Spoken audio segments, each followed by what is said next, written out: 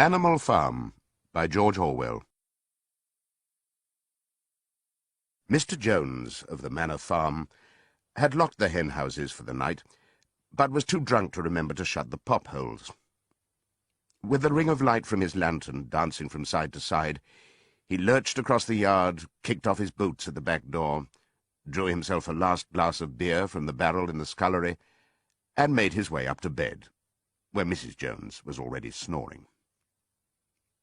As soon as the light in the bedroom went out, there was a stirring and a fluttering all through the farm buildings. Word had gone round during the day that old Major, the prize middle white boar, had had a strange dream on the previous night, and wished to communicate it to the other animals. It had been agreed that they should all meet in the big barn as soon as Mr. Jones was safely out of the way. Old Major, so he was always called, though the name under which he had been exhibited was Willington Beauty, was so highly regarded on the farm that everyone was quite ready to lose an hour's sleep in order to hear what he had to say. At one end of the big barn, on a sort of raised platform, Major was already ensconced on his bed of straw, under a lantern which hung from a beam. He was 12 years old, and had lately grown rather stout, but he was still a majestic-looking pig, with a wise and benevolent appearance, in spite of the fact that his tushes had never been cut. Before long, the other animals began to arrive, and make themselves comfortable after their different fashions. First came the 3 dogs, Bluebell, Jessie, and Pincher, and then the pigs, who settled down in the straw immediately in front of the platform. The hens perched themselves on the window-sills, the pigeons fluttered up to the rafters, the sheep and cows lay down behind the pigs, and began to chew the cud. The 2 cart horses, Boxer and Clover, came in together, walking very slowly, and setting down their vast hairy hoofs with great care, lest there should be some small animal concealed in the straw. Clover was a stout, motherly mare approaching middle life, who had never quite got her figure back after her 4th foal. Boxer was an enormous beast, nearly 18 hands high, and as strong as any 2 ordinary horses put together. A white stripe down his nose gave him a somewhat stupid appearance, and in fact he was not of first-rate intelligence, but he was universally respected for his steadiness of character and tremendous powers of work. After the horses came Muriel, the white goat, and Benjamin, the donkey. Benjamin was the oldest animal on the farm, and the worst-tempered. He seldom talked, and when he did it was usually to make some cynical remark.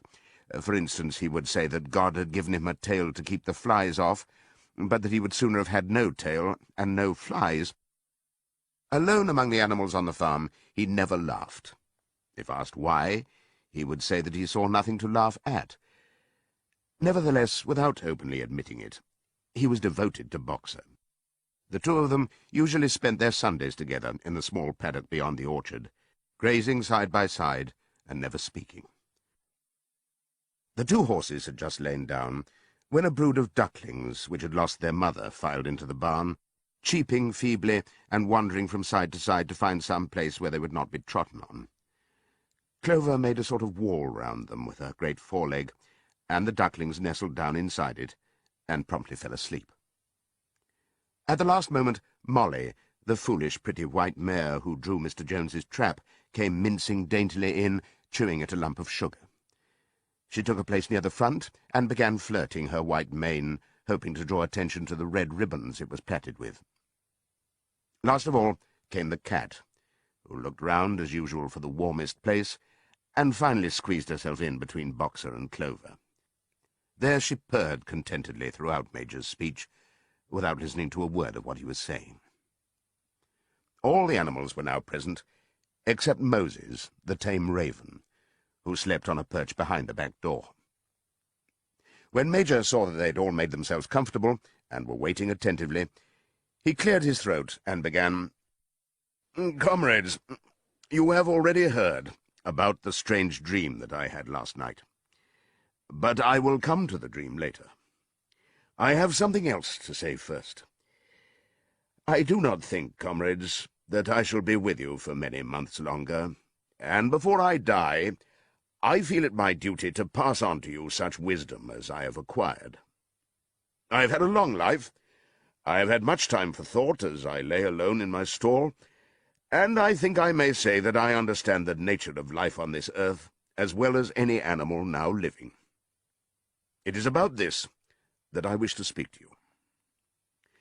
Now, comrades, what is the nature of this life of ours? Let us face it, our lives are miserable, laborious, and short. We are born, we are given just so much food as will keep the breath in our bodies, and those of us who are capable of it are forced to work to the last atom of our strength. And the very instant that our usefulness has come to an end, we are slaughtered with hideous cruelty. No animal in England knows the meaning of happiness or leisure after he is a year old. No animal in England is free. The life of an animal is misery and slavery. That is the plain truth. But is this simply part of the order of nature? Is it because this land of ours is so poor that it cannot afford a decent life to those who dwell upon it? No, comrades, 1,000 times no. The soil of England is fertile. Its climate is good. It is capable of affording food in abundance to an enormously greater number of animals than now inhabit it. This single farm of ours would support 12 horses, 20 cows, hundreds of sheep, and all of them living in a comfort and a dignity that are now almost beyond our imagining. Why, then, do we continue in this miserable condition? Because nearly the whole of the produce of our labor is stolen from us by human beings. There, comrades, is the answer to all our problems. It is summed up in a single word: man. Man is the only real enemy we have. Remove man from the scene, and the root cause of hunger and overwork is abolished forever. Man is the only creature that consumes without producing. He does not give milk, he does not lay eggs, he is too weak to pull the plough, he cannot run fast enough to catch rabbits, yet he is lord of all the animals. He sets them to work, he gives back to them the bare minimum that will prevent them from starving, and the rest he keeps for himself. Our labor tills the soil, our dung fertilizes it, and yet there is not one of us that owns more than his bare skin. You cows that I see before me, how many thousands of gallons of milk have you given during this last year? And what has happened to that milk which should have been breeding up sturdy calves? Every drop of it has gone down the throats of our enemies. And you hens, how many eggs have you laid in this last year, and how many of those eggs ever hatched into chickens? The rest have all gone to market to bring in money for Jones and his men. And you, Clover, where are those 4 foals you bore, who should have been the support and pleasure of your old age? Each was sold at a year old. You will never see one of them again. In return for your 4 confinements and all your labor in the fields, what have you ever had except your bare rations and a stall? And even the miserable lives we lead are not allowed to reach their natural span. For myself, I do not grumble, for I am one of the lucky ones. I am 12 years old, and have had over 400 children. Such is the natural life of a pig. But no animal escapes the cruel knife in the end. You young porkers who are sitting in front of me, every one of you will scream your lives out at the block within a year. To that horror we all must come. Cows, pigs, hens, sheep, everyone. Even the horses and the dogs have no better fate. You, Boxer, the very day that those great muscles of yours lose their power, Jones will sell you to the knacker, who will cut your throat and boil you down for the foxhounds. As for the dogs, when they grow old and toothless, Jones ties a brick round their necks and drowns them in the nearest pond. Is it not crystal clear, then, comrades, that all the evils of this life of ours spring from the tyranny of human beings? Only get rid of man, and the produce of our labor would be our own. Almost overnight we could become rich and free. What, then, must we do? Why, work night and day, body and soul, for the overthrow of the human race. That is my message to you, comrades. Rebellion.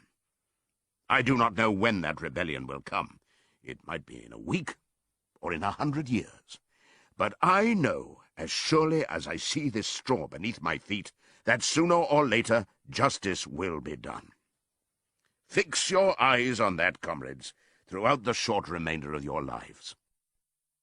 And above all, pass on this message of mine to those who come after you, so that future generations shall carry on the struggle until it is victorious. And remember, comrades, your resolution must never falter. No argument must lead you astray. Never listen when they tell you that man and the animals have a common interest, that the prosperity of the one is the prosperity of the others. It is all lies. Man serves the interests of no creature except himself. And among us animals, let there be perfect unity, perfect comradeship in the struggle. All men are enemies. All animals are comrades. At this moment there was a tremendous uproar. While Major was speaking, 4 large rats had crept out of their holes and were sitting on their hind quarters, listening to him. The dogs had suddenly caught sight of them, and it was only by a swift dash for their holes that the rats saved their lives. Major raised his trotter for silence. "Comrades," he said, "here is a point that must be settled. The wild creatures, such as rats and rabbits, are they our friends or our enemies? Let us put it to the vote.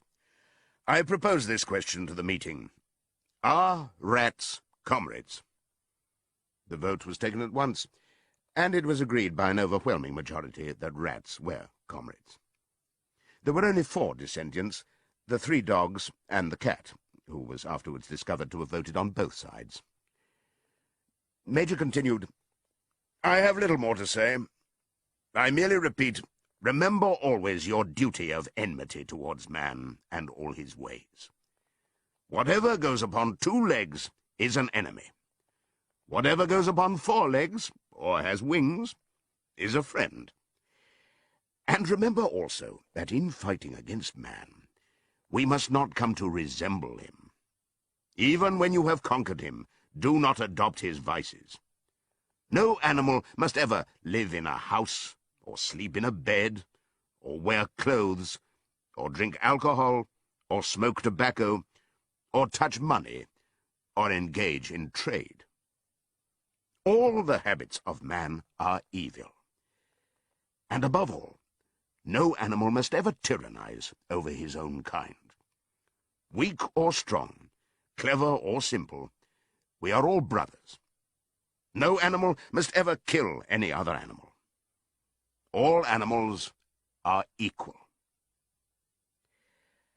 And now, comrades, I will tell you about my dream of last night. I cannot describe that dream to you. It was a dream of the earth as it will be when man has vanished. But it reminded me of something that I had long forgotten. Many years ago, when I was a little pig, my mother and the other sows used to sing an old song of which they knew only the tune and the first 3 words. I had known that tune in my infancy, but it had long since passed out of my mind. Last night, however, it came back to me in my dream. And what is more, the words of the song also came back. Words, I am certain, which were sung by the animals of long ago, and have been lost to memory for generations. I will sing you that song now, comrades. I am old, and my voice is hoarse, but when I have taught you the tune, you can sing it better for yourselves. It is called Beasts of England. Old Major cleared his throat and began to sing. As he had said, his voice was hoarse, but he sang well enough, and it was a stirring tune, something between Clementine and La Cucaracha. The words ran, Beasts of England, beasts of Ireland, beasts of every land and clime, hearken to my joyful tidings of the golden future time. Soon or late the day is coming, tyrant man shall be o'erthrown, and the fruitful fields of England shall be trod by beasts alone. Rings shall vanish from our noses, and the harness from our back. Bit and spur shall rust forever, cruel whips no more shall crack. Riches more than mind can picture, wheat and barley, oats and hay, clover, beans, and mangel wurzels shall be ours upon that day. Bright will shine the fields of England, purer shall its waters be, sweeter yet shall blow its breezes on the day that sets us free. For that day we all must labour, though we die before it break. Cows and horses, geese and turkeys, all must toil for freedom's sake. Beasts of England, beasts of Ireland, beasts of every land and clime, hearken well and spread my tidings of the golden future time. The singing of this song threw the animals into the wildest excitement. Almost before Major had reached the end, they had begun singing it for themselves. Even the stupidest of them had already picked up the tune and a few of the words, and as for the clever ones, such as the pigs and dogs, they had the entire song by heart within a few minutes. And then, after a few preliminary tries, the whole farm burst out into Beasts of England in tremendous unison. The cows lowed it, the dogs whined it, the sheep bleated it, the horses whinnied it, the ducks quacked it.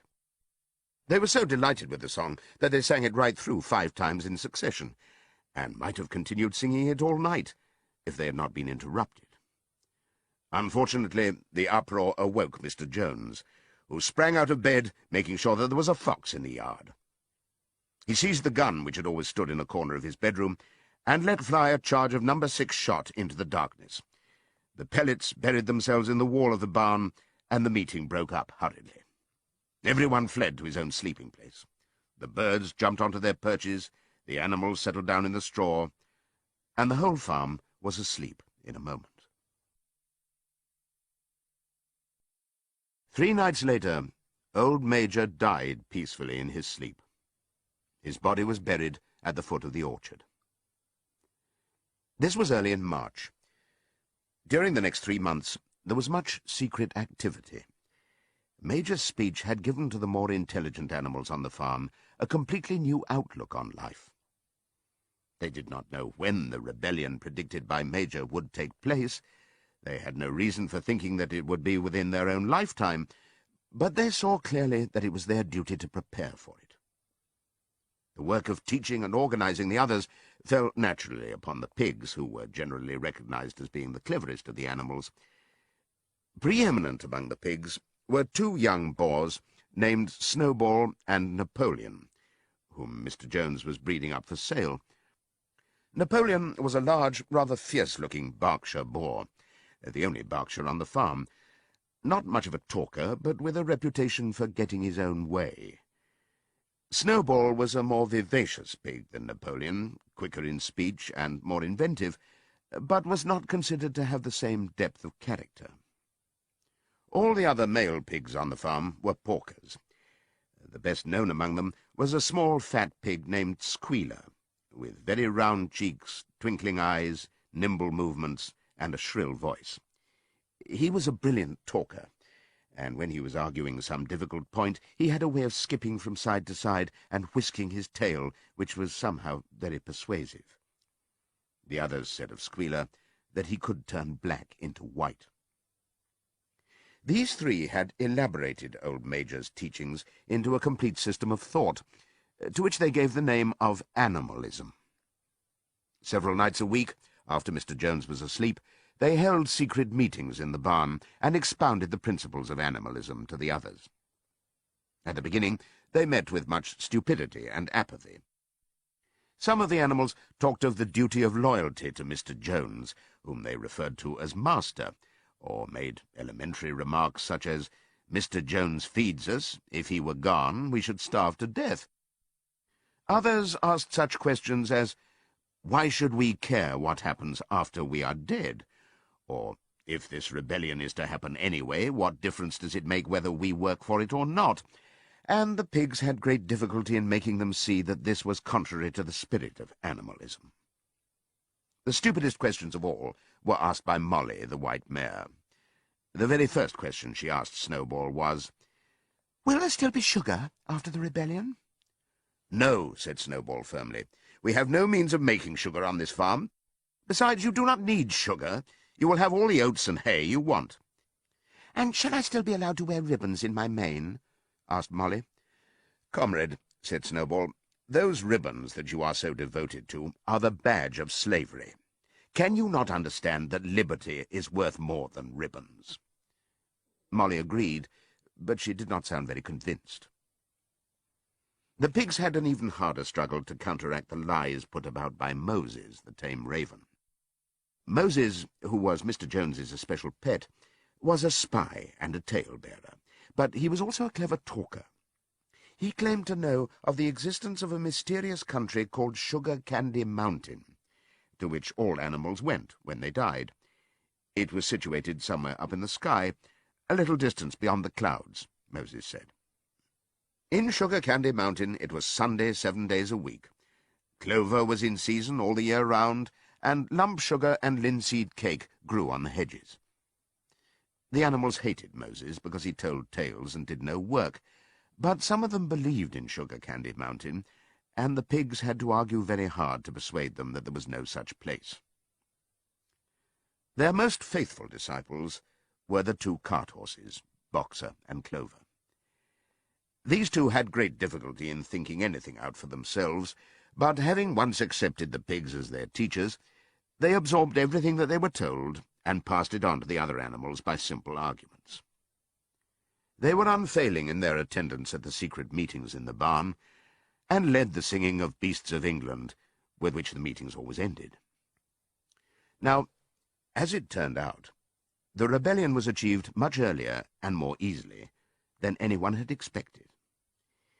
In past years, Mr. Jones, although a hard master, had been a capable farmer, but of late he had fallen on evil days. He had become much disheartened after losing money in a lawsuit, and had taken to drinking more than was good for him. For whole days at a time he would lounge in his Windsor chair in the kitchen, reading the newspapers, drinking, and occasionally feeding Moses on crusts of bread soaked in beer. His men were idle and dishonest. The fields were full of weeds, the buildings wanted roofing, the hedges were neglected, and the animals were underfed. June came, and the hay was almost ready for cutting. On Midsummer's Eve, which was a Saturday, Mr. Jones went into Willingdon and got so drunk at the Red Lion that he did not come back till midday on Sunday. The men had milked the cows in the early morning, and then had gone out rabbiting, without bothering to feed the animals. When Mr. Jones got back, he immediately went to sleep on the drawing-room sofa with the news of the world over his face, so that when evening came, the animals were still unfed. At last they could stand it no longer. One of the cows broke in the door of the store-shed with her horn, and all the animals began to help themselves from the bins. It was just then that Mr. Jones woke up. The next moment, he and his 4 men were in the store-shed with whips in their hands, lashing out in all directions. This was more than the hungry animals could bear. With one accord, though nothing of the kind had been planned beforehand, they flung themselves upon their tormentors. Jones and his men suddenly found themselves being butted and kicked from all sides. The situation was quite out of their control. They had never seen animals behave like this before, and this sudden uprising of creatures whom they were used to thrashing and maltreating just as they chose frightened them almost out of their wits. After only a moment or two, they gave up trying to defend themselves and took to their heels. A minute later, all 5 of them were in full flight down the cart track that led to the main road, with the animals pursuing them in triumph. Mrs. Jones looked out of the bedroom window, saw what was happening, hurriedly flung a few possessions into a carpet bag, and slipped out of the farm by another way. Moses sprang off his perch and flapped after her, croaking loudly. Meanwhile, the animals had chased Jones and his men out onto the road and slammed the 5-barred gate behind them. And so, almost before they knew what was happening, the rebellion had been successfully carried through. Jones was expelled, and the manor farm was theirs. For the first few minutes, the animals could hardly believe in their good fortune. Their first act was to gallop in a body right round the boundaries of the farm, as though to make quite sure that no human being was hiding anywhere upon it. Then they raced back to the farm buildings to wipe out the last traces of Jones's hated reign. The harness room at the end of the stables was broken open. The bits, the nose rings, the dog chains, the cruel knives with which Mr. Jones had been used to castrate the pigs and lambs were all flung down the well. The reins, the halters, the blinkers, the degrading nose-bags were thrown onto the rubbish fire which was burning in the yard. So were the whips. All the animals capered with joy when they saw the whips going up in flames. Snowball also threw onto the fire the ribbons with which the horses' manes and tails had usually been decorated on market days. Ribbons, he said, should be considered as clothes, which are the mark of a human being. All animals should go naked. When Boxer heard this, he fetched the small straw hat which he wore in summer to keep the flies out of his ears, and flung it onto the fire with the rest. In a very little while, the animals had destroyed everything that reminded them of Mr. Jones. Napoleon then led them back to the store shed and served out a double ration of corn to everybody, with 2 biscuits for each dog. Then they sang Beasts of England from end to end 7 times running, and after that they settled down for the night and slept as they had never slept before. But they woke at dawn as usual, and suddenly remembering the glorious thing that had happened, they all raced out into the pasture together. A little way down the pasture there was a knoll that commanded a view of most of the farm. The animals rushed to the top of it and gazed round them in the clear morning light. Yes, it was theirs. Everything that they could see was theirs. In the ecstasy of that thought, they gambolled round and round. They hurled themselves into the air in great leaps of excitement. They rolled in the dew. They cropped mouthfuls of the sweet summer grass. They kicked up clods of the black earth and snuffed its rich scent. Then they made a tour of inspection of the whole farm, and surveyed with speechless admiration the ploughland, the hayfield, the orchard, the pool, the spinney. It was as though they had never seen these things before, and even now they could hardly believe that it was all their own. Then they filed back to the farm buildings and halted in silence outside the door of the farmhouse. That was theirs too, but they were frightened to go inside. After a moment, however, Snowball and Napoleon butted the door open with their shoulders, and the animals entered in single file, walking with the utmost care for fear of disturbing anything. They tiptoed from room to room, afraid to speak above a whisper, and gazing with a kind of awe at the unbelievable luxury, at the beds with their feather mattresses, the looking-glasses, the horsehair sofa, the Brussels carpet, the lithograph of Queen Victoria over the drawing-room mantelpiece. They were just coming down the stairs when Molly was discovered to be missing. Going back, the others found that she had remained behind in the best bedroom. She had taken a piece of blue ribbon from Mrs. Jones's dressing-table and was holding it against her shoulder and admiring herself in the glass in a very foolish manner. The others reproached her sharply, and they went outside. Some hams hanging in the kitchen were taken out for burial, and the barrel of beer in the scullery was stove in with a kick from Boxer's hoof. Otherwise, nothing in the house was touched. A unanimous resolution was passed on the spot that the farmhouse should be preserved as a museum. All were agreed that no animal must ever live there. The animals had their breakfast, and then Snowball and Napoleon called them together again. "Comrades," said Snowball, "it is 6:30, and we have a long day before us. Today we begin the hay harvest. But there is another matter that must be attended to first. The pigs now revealed that during the past 3 months they had taught themselves to read and write from an old spelling book which had belonged to Mr. Jones's children and which had been thrown on the rubbish heap. Napoleon sent for pots of black and white paint and led the way down to the 5-barred gate that gave onto the main road.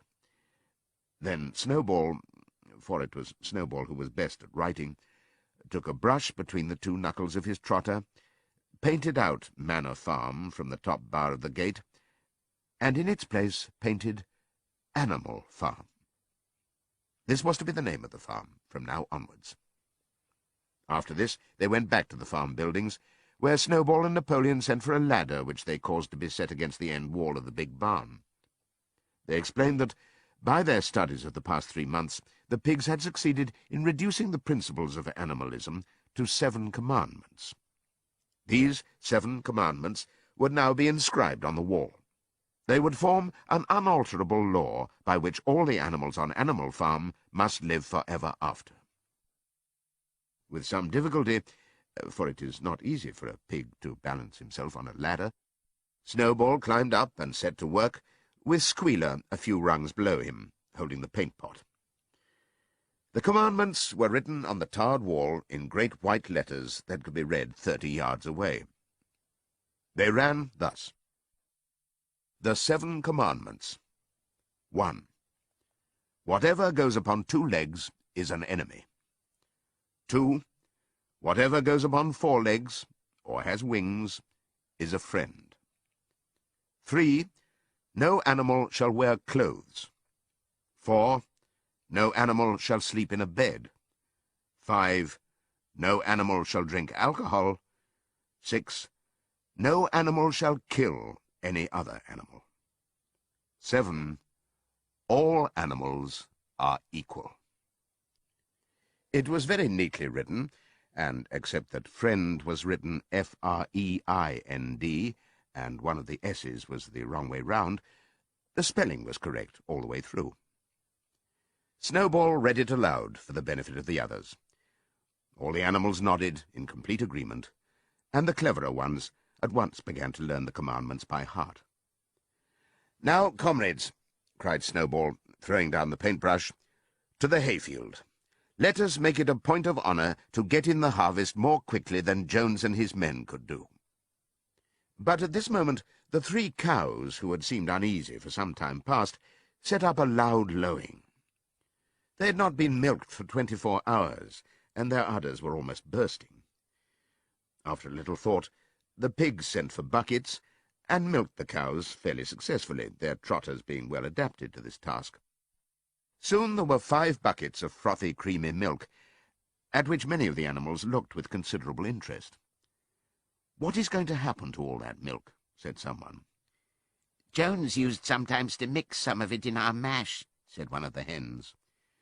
"Never mind the milk, comrades," cried Napoleon, placing himself in front of the buckets. "That will be attended to. The harvest is more important. Comrade Snowball will lead the way. I shall follow in a few minutes.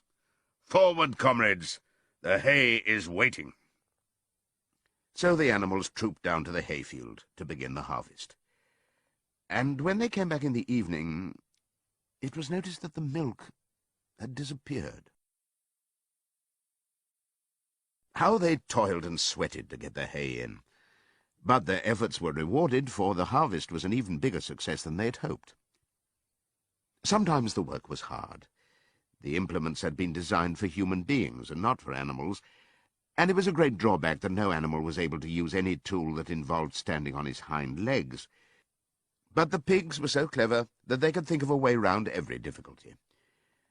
As for the horses, they knew every inch of the field, and in fact understood the business of mowing and raking far better than Jones and his men had ever done. The pigs did not actually work, but directed and supervised the others. With their superior knowledge, it was natural that they should assume the leadership. Boxer and Clover would harness themselves to the cutter or the horse-rake. No bits or reins were needed in these days, of course, and tramp steadily round and round the field, with a pig walking behind and calling out, "Gee up, comrade," or "Woe back, comrade," as the case might be. And every animal, down to the humblest, worked at turning the hay and gathering it. Even the ducks and hens toiled to and fro all day in the sun, carrying tiny wisps of hay in their beaks. In the end, they finished the harvest in 2 days less time than it had usually taken Jones and his men. Moreover, it was the biggest harvest that the farm had ever seen. There was no wastage whatever. The hens and ducks, with their sharp eyes, had gathered up the very last stalk, and not an animal on the farm had stolen so much as a mouthful. All through that summer, the work of the farm went like clockwork. The animals were happy as they had never conceived it possible to be. Every mouthful of food was an acute positive pleasure, now that it was truly their own food, produced by themselves and for themselves, not doled out to them by a grudging master. With the worthless parasitical human beings gone, there was more for everyone to eat. There was more leisure, too, inexperienced though the animals were. They met with many difficulties. For instance, later in the year, when they harvested the corn, they had to tread it out in the ancient style and blow away the chaff with their breath, since the farm possessed no threshing machine. But the pigs, with their cleverness, and Boxer, with his tremendous muscles, always pulled them through. Boxer was the admiration of everybody. He had been a hard worker, even in Jones's time, but now he seemed more like 3 horses than 1. There were days when the entire work of the farm seemed to rest upon his mighty shoulders. From morning to night he was pushing and pulling, always at the spot where the work was hardest. He had made an arrangement with one of the cockerels to call him in the mornings half an hour earlier than anyone else, and would put in some volunteer labour at whatever seemed to be most needed before the regular day's work began. His answer to every problem, every setback, was, "I will work harder," which he had adopted as his personal motto. But everyone worked according to his capacity. The hens and ducks, for instance, saved 5 bushels of corn at the harvest by gathering up the stray grains. Nobody stole, nobody grumbled over his rations. The quarrelling and biting and jealousy, which had been normal features of life in the old days, had almost disappeared. Nobody shirked, or almost nobody. Molly, it was true, was not good at getting up in the mornings, and had a way of leaving work early on the ground that there was a stone in her hoof. And the behaviour of the cat was somewhat peculiar. It was soon noticed that when there was work to be done, the cat could never be found. She would vanish for hours on end, and then reappear at meal times, or in the evening after work was over, as though nothing had happened. But she always made such excellent excuses and purred so affectionately that it was impossible not to believe in her good intentions. Old Benjamin the donkey seemed quite unchanged since the rebellion. He did his work in the same slow, obstinate way as he had done it in Jones's time, never shirking, and never volunteering for extra work either. About the rebellion and its results, he would express no opinion. When asked whether he was not happier now that Jones was gone, he would say only, "Donkeys live a long time. None of you has ever seen a dead donkey." And the others had to be content with this cryptic answer. On Sundays there was no work. Breakfast was an hour later than usual, and after breakfast there was a ceremony which was observed every week without fail. First came the hoisting of the flag. Snowball had found in the harness-room an old green tablecloth of Mrs. Jones's, and had painted on it a hoof and a horn in white.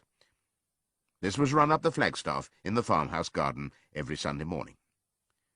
The flag was green, Snowball explained, to represent the green fields of England, while the hoof and horn signified the future republic of the animals which would arise when the human race had been finally overthrown. After the hoisting of the flag, all the animals trooped into the big barn for a general assembly, which was known as the meeting. Here the work of the coming week was planned out, and resolutions were put forward and debated. It was always the pigs who put forward the resolutions. The other animals understood how to vote, but could never think of any resolutions of their own. Snowball and Napoleon were by far the most active in the debates. But it was noticed that these two were never in agreement. Whatever suggestion either of them made, the other could be counted on to oppose it. Even when it was resolved, a thing no one could object to in itself, to set aside the small paddock behind the orchard as a home of rest for animals who were past work, there was a stormy debate over the correct retiring age for each class of animal. The meeting always ended with the singing of Beasts of England, and the afternoon was given up to recreation. The pigs had set aside the harness room as a headquarters for themselves. Here, in the evenings, they studied blacksmithing, carpentering, and other necessary arts from books which they had brought out of the farmhouse. Snowball also busied himself with organizing the other animals into what he called animal committees. He was indefatigable at this. He formed the Egg Production Committee for the hens, the Clean Tails League for the cows, the Wild Comrades Re-Education Committee — the object of this was to tame the rats and rabbits — the Whiter Wool Movement for the sheep, and various others, besides instituting classes in reading and writing. On the whole, these projects were a failure. The attempt to tame the wild creatures, for instance, broke down almost immediately.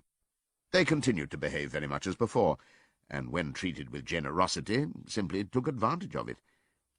The cat joined the Re-Education Committee and was very active in it for some days. She was seen one day sitting on a roof and talking to some sparrows who were just out of her reach. She was telling them that all animals were now comrades, and that any sparrow who chose could come and perch on her paw. But the sparrows kept their distance.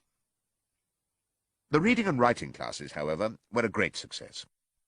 By the autumn, almost every animal on the farm was literate in some degree. As for the pigs, they could already read and write perfectly. The dogs learned to read fairly well, but were not interested in reading anything except the 7 Commandments. Muriel, the goat, could read somewhat better than the dogs, and sometimes used to read to the others in the evenings from scraps of newspaper which she found on the rubbish heap. Benjamin could read as well as any pig, but never exercised his faculty. So far as he knew, he said, there was nothing worth reading. Clover learned the whole alphabet, but could not put words together. Boxer could not get beyond the letter D. He would trace out A, B, C, D in the dust with his great hoof, and then would stand staring at the letters with his ears back, sometimes shaking his forelock, trying with all his might to remember what came next, and never succeeding. On several occasions, indeed, he did learn E, F, G, H, but by the time he knew them, it was always discovered that he had forgotten A, B, C, and D. Finally, he decided to be content with the first 4 letters, and used to write them out once or twice every day to refresh his memory. Molly refused to learn any but the 5 letters which spelt her own name. She would form these very neatly out of pieces of twig, and would then decorate them with a flower or two, and walk round them, admiring them. None of the other animals on the farm could get further than the letter A. It was also found that the stupider animals, such as the sheep, hens, and ducks, were unable to learn the 7 Commandments by heart. After much thought, Snowball declared that the 7 Commandments could in effect be reduced to a single maxim, namely, 4 legs good, 2 legs bad. This, he said, contained the essential principle of animalism. Whoever had thoroughly grasped it would be safe from human influences. The birds at first objected, since it seemed to them that they also had 2 legs, but Snowball proved to them that this was not so. A bird's wing, comrades, he said, is an organ of propulsion and not of manipulation. It should therefore be regarded as a leg. The distinguishing mark of man is the hand, the instrument with which he does all his mischief. The birds did not understand Snowball's long words, but they accepted his explanation, and all the humbler animals set to work to learn the new maxim by heart.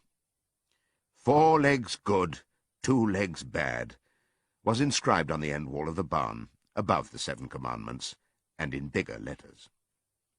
When they had once got it by heart, the sheep developed a great liking for this maxim, and often as they lay in the field they would all start bleating, "4 legs good, 2 legs bad, 4 legs good, 2 legs bad," and keep it up for hours on end, never growing tired of it.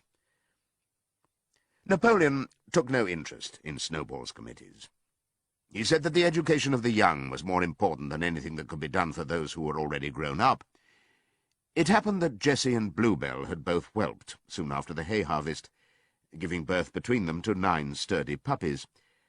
As soon as they were weaned, Napoleon took them away from their mothers, saying that he would make himself responsible for their education. He took them up into a loft, which could only be reached by a ladder from the harness room, and there kept them in such seclusion that the rest of the farm soon forgot their existence. The mystery of where the milk went to was soon cleared up.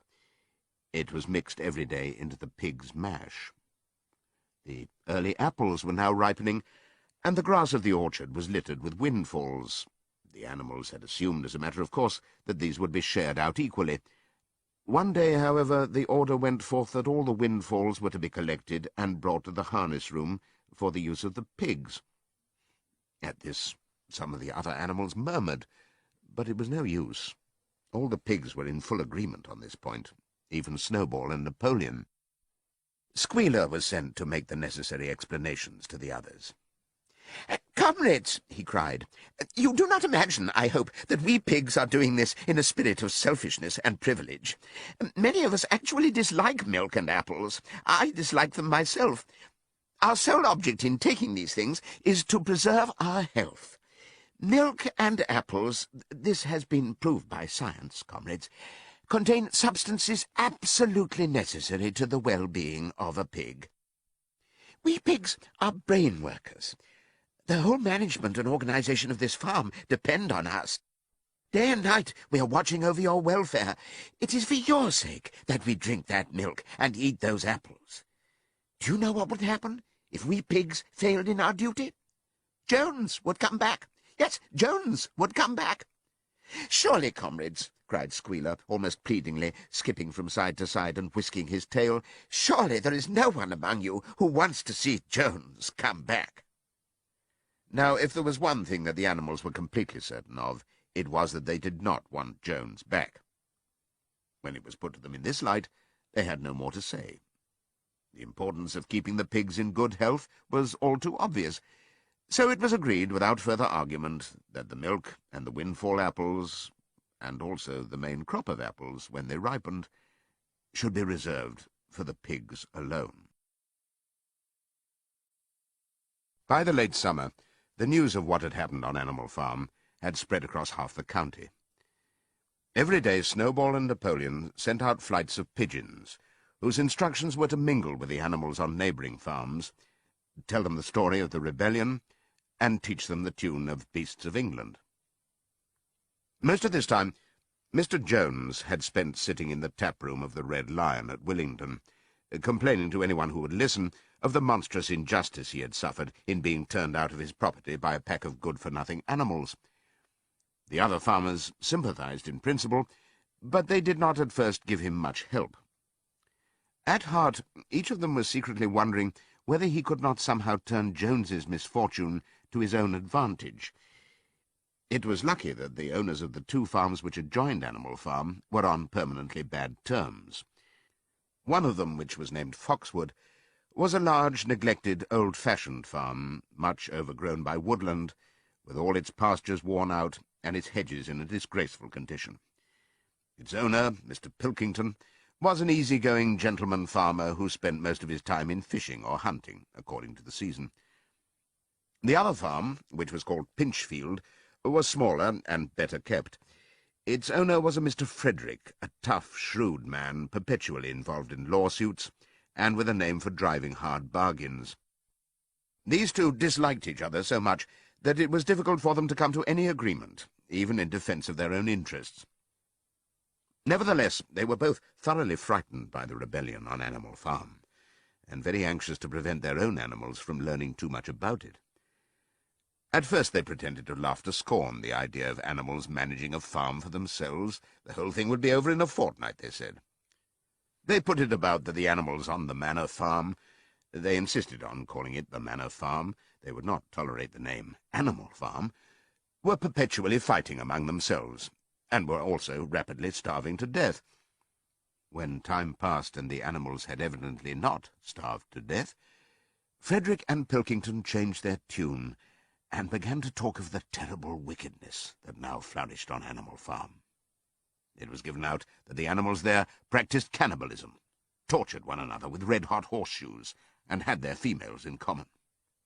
This was what came of rebelling against the laws of nature, Frederick and Pilkington said. However, these stories were never fully believed. Rumours of a wonderful farm, where the human beings had been turned out and the animals managed their own affairs, continued to circulate in vague and distorted forms, and throughout that year a wave of rebelliousness ran through the countryside. Bulls, which had always been tractable, suddenly turned savage. Sheep broke down hedges and devoured the clover. Cows kicked the pail over. Hunters refused their fences and shot their riders onto the other side. Above all, the tune and even the words of Beasts of England were known everywhere. It had spread with astonishing speed. The human beings could not contain their rage when they heard this song, though they pretended to think it merely ridiculous. They could not understand, they said, how even animals could bring themselves to sing such contemptible rubbish. Any animal caught singing it was given a flogging on the spot. And yet the song was irrepressible. The blackbirds whistled it in the hedges, the pigeons cooed it in the elms, it got into the din of the smithies and the tune of the church bells. And when the human beings listened to it, they secretly trembled, hearing in it a prophecy of their future doom. Early in October, when the corn was cut and stacked and some of it was already threshed, a flight of pigeons came whirling through the air and alighted in the yard of Animal Farm in the wildest excitement. Jones and all his men, with half a dozen others from Foxwood and Pinchfield, had entered the five-barred gate and were coming up the cart track that led to the farm.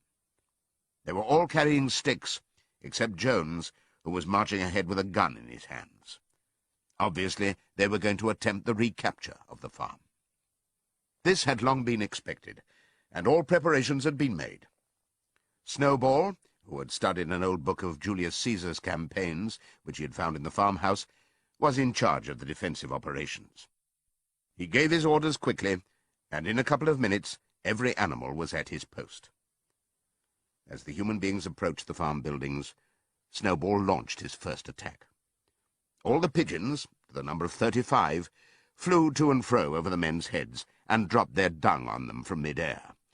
And while the men were dealing with this, the geese, who had been hiding behind the hedge, rushed out and pecked viciously at the calves of their legs. However, this was only a light skirmishing manoeuvre, intended to create a little disorder, and the men easily drove the geese off with their sticks. Snowball now launched his second line of attack. Muriel, Benjamin, and all the sheep, with Snowball at the head of them, rushed forward and prodded and butted the men from every side, while Benjamin turned round and lashed at them with his small hoofs. But once again the men, with their sticks and their hobnailed boots, were too strong for them, and suddenly, at a squeal from Snowball, which was the signal for retreat, all the animals turned and fled through the gateway into the yard. The men gave a shout of triumph. They saw, as they imagined, their enemies in flight, and they rushed after them in disorder. This was just what Snowball had intended. As soon as they were well inside the yard, the 3 horses, the 3 cows, and the rest of the pigs, who had been lying in ambush in the cowshed, suddenly emerged in their rear, cutting them off. Snowball now gave the signal for the charge. He himself dashed straight for Jones. Jones saw him coming, raised his gun, and fired. The pellets scored bloody streaks along Snowball's back, and a sheep dropped dead. Without halting for an instant, Snowball flung his 15 stone against Jones's legs. Jones was hurled into a pile of dung, and his gun flew out of his hands. But the most terrifying spectacle of all was Boxer, rearing up on his hind legs and striking out with his great iron-shod hoofs like a stallion. His very first blow took a stable lad from Foxwood on the skull and stretched him lifeless in the mud. At the sight, several men dropped their sticks and started to run. Panic overtook them, and the next moment all the animals together were chasing them round and round the yard. They were gored, kicked, bitten, trampled on. There was not an animal on the farm that did not take vengeance on them after his own fashion. Even the cat suddenly leapt off a roof onto a cowman's shoulders and sank her claws in his neck, at which he yelled horribly. At a moment when the opening was clear, the men were glad enough to rush out of the yard and make a bolt for the main road. And so, within 5 minutes of their invasion, they were in ignominious retreat by the same way as they had come, with a flock of geese hissing after them and pecking at their calves all the way. All the men were gone, except one.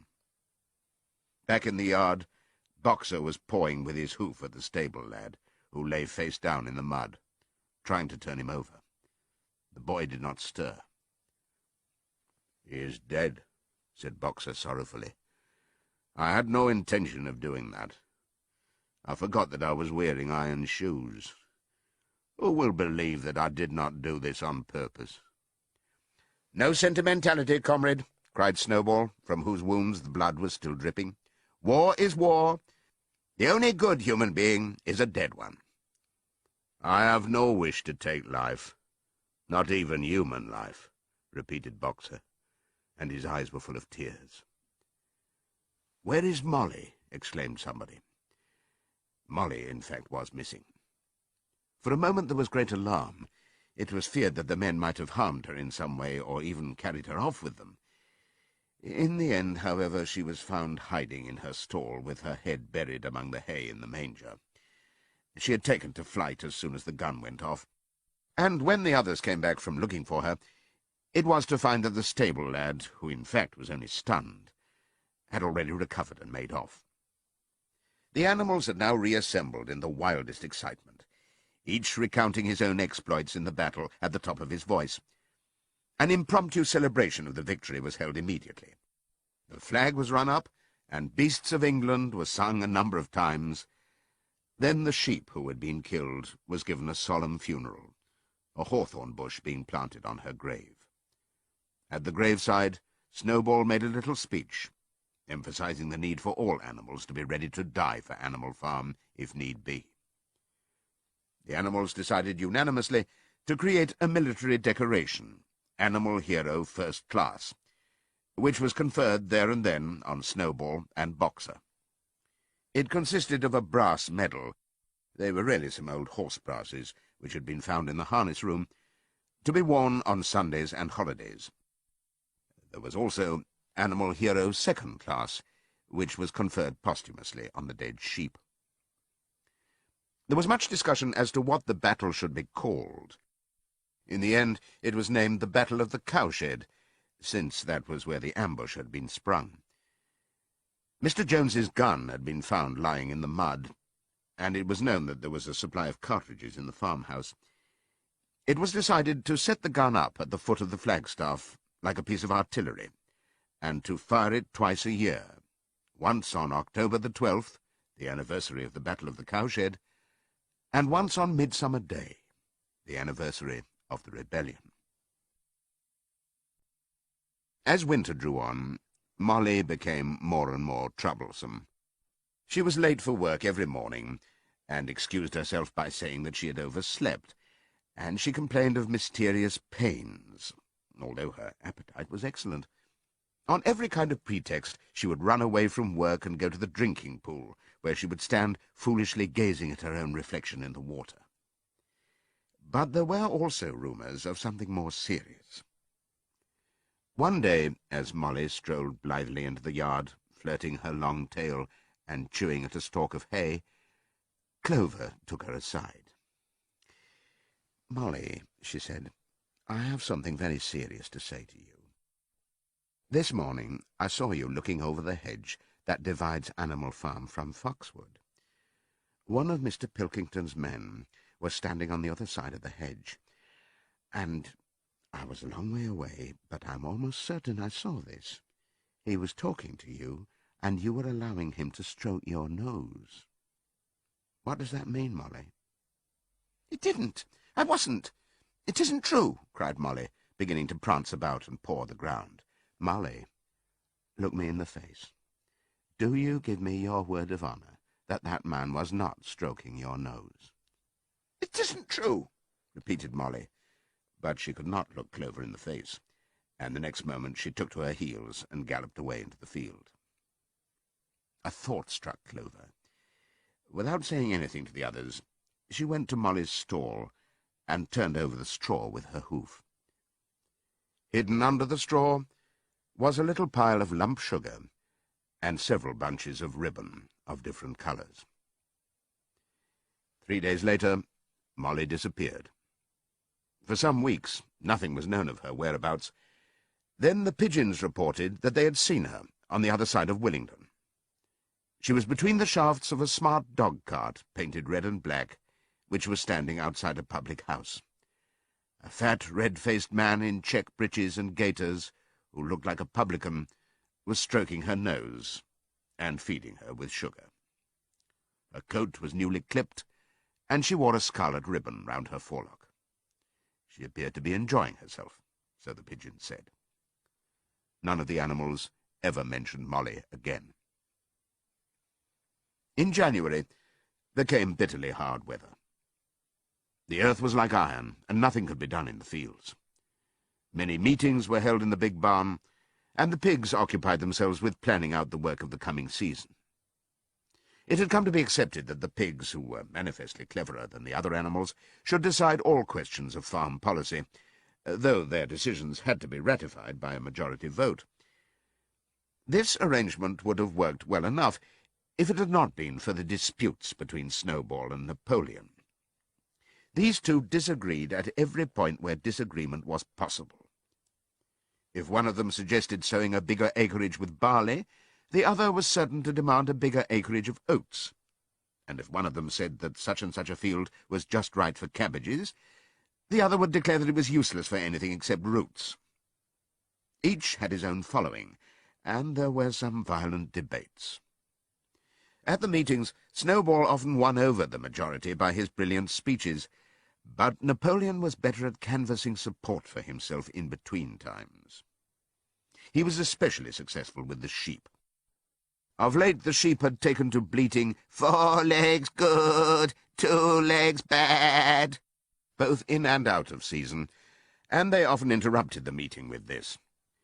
It was noticed that they were especially liable to break into 4 legs good, 2 legs bad at crucial moments in Snowball's speeches. Snowball had made a close study of some back numbers of the Farmer and Stock Breeder which he had found in the farmhouse, and was full of plans for innovations and improvements. He talked learnedly about field drains, silage, and basic slag, and had worked out a complicated scheme for all the animals to drop their dung directly in the fields at a different spot every day, to save the labour of cartage. Napoleon produced no schemes of his own, but said quietly that Snowball's would come to nothing, and seemed to be biding his time. But of all their controversies, none was so bitter as the one that took place over the windmill. In the long pasture, not far from the farm buildings, there was a small knoll, which was the highest point on the farm. After surveying the ground, Snowball declared that this was just the place for a windmill, which could be made to operate a dynamo and supply the farm with electrical power. This would light the stalls and warm them in winter, and would also run a circular saw, a chaff cutter, a mangle slicer, and an electric milking machine. The animals had never heard of anything of this kind before, for the farm was an old-fashioned one and had only the most primitive machinery, and they listened in astonishment, while Snowball conjured up pictures of fantastic machines which would do their work for them, while they grazed at their ease in the fields, or improved their minds with reading and conversation. Within a few weeks, Snowball's plans for the windmill were fully worked out. The mechanical details came mostly from 3 books which had belonged to Mr. Jones: 1,000 Useful Things to Do About the House, Every Man His Own Bricklayer, and Electricity for Beginners. Snowball used as his study a shed which had once been used for incubators and had a smooth wooden floor suitable for drawing on. He was closeted there for hours at a time. With his books held open by a stone, and with a piece of chalk gripped between the knuckles of his trotter, he would move rapidly to and fro, drawing in line after line, and uttering little whimpers of excitement. Gradually the plans grew into a complicated mass of cranks and cog-wheels, covering more than half the floor, which the other animals found completely unintelligible, but very impressive. All of them came to look at Snowball's drawings at least once a day. Even the hens and ducks came, and were at pains not to tread on the chalk marks. Only Napoleon held aloof. He had declared himself against the windmill from the start. One day, however, he arrived unexpectedly to examine the plans.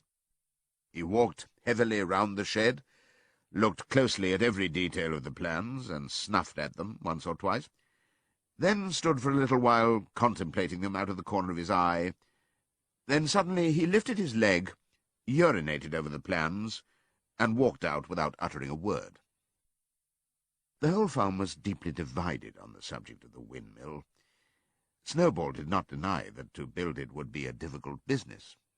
Stone would have to be quarried and built up into walls, then the sails would have to be made, and after that there would be need for dynamos and cables. How these were to be procured, Snowball did not say, but he maintained that it could all be done in a year. And thereafter, he declared, so much labour would be saved that the animals would only need to work 3 days a week.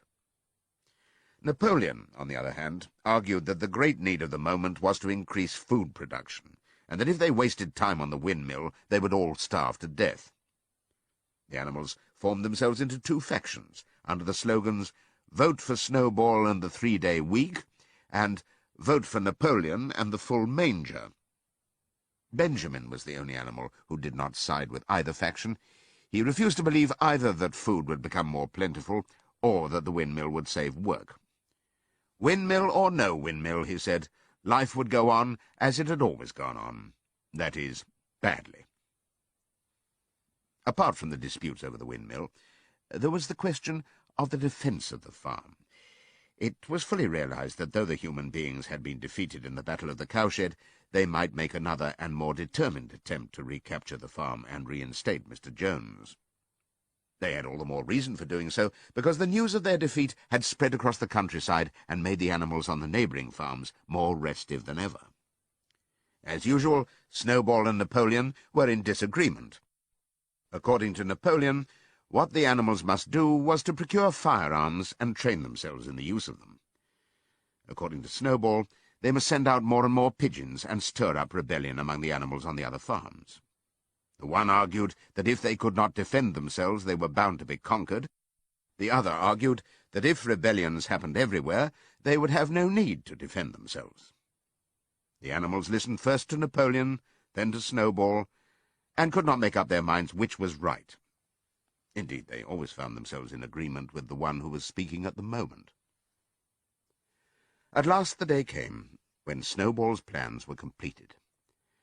At the meeting on the following Sunday, the question of whether or not to begin work on the windmill was to be put to the vote.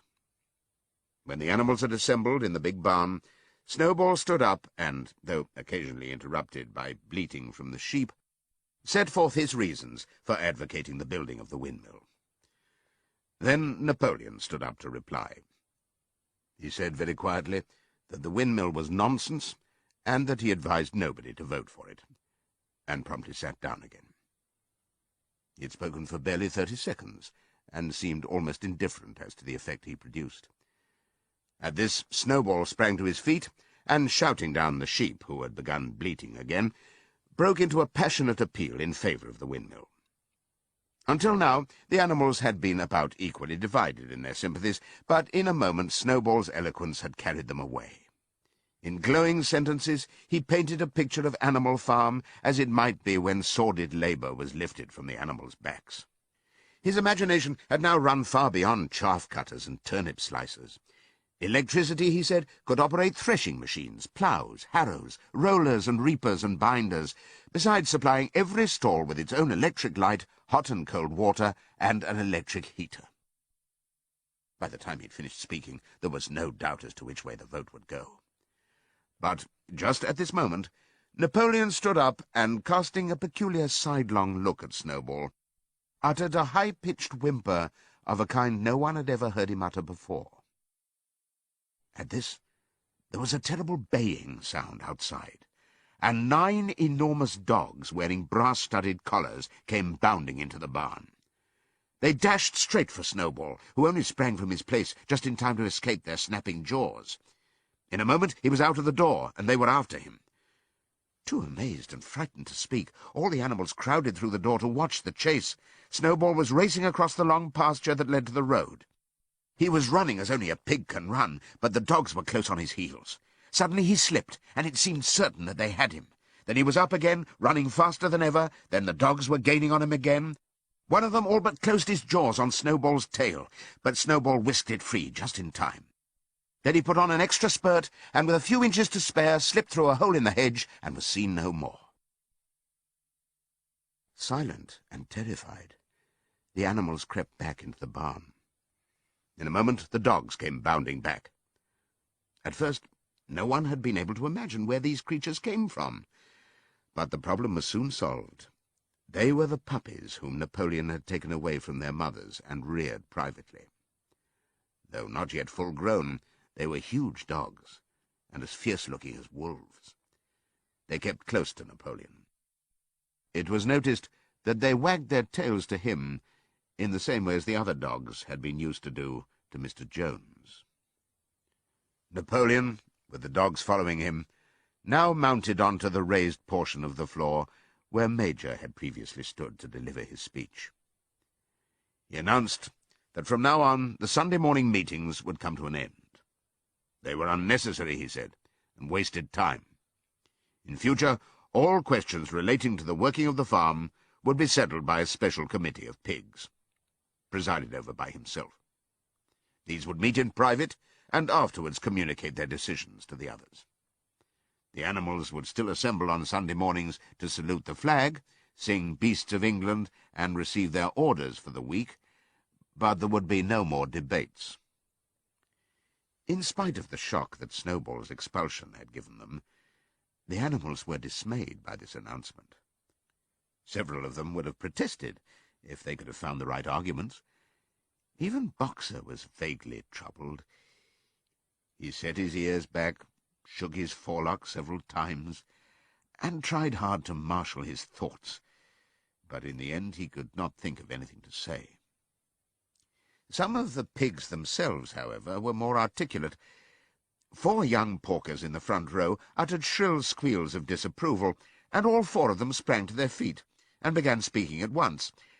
But suddenly the dogs sitting round Napoleon let out deep, menacing growls, and the pigs fell silent and sat down again.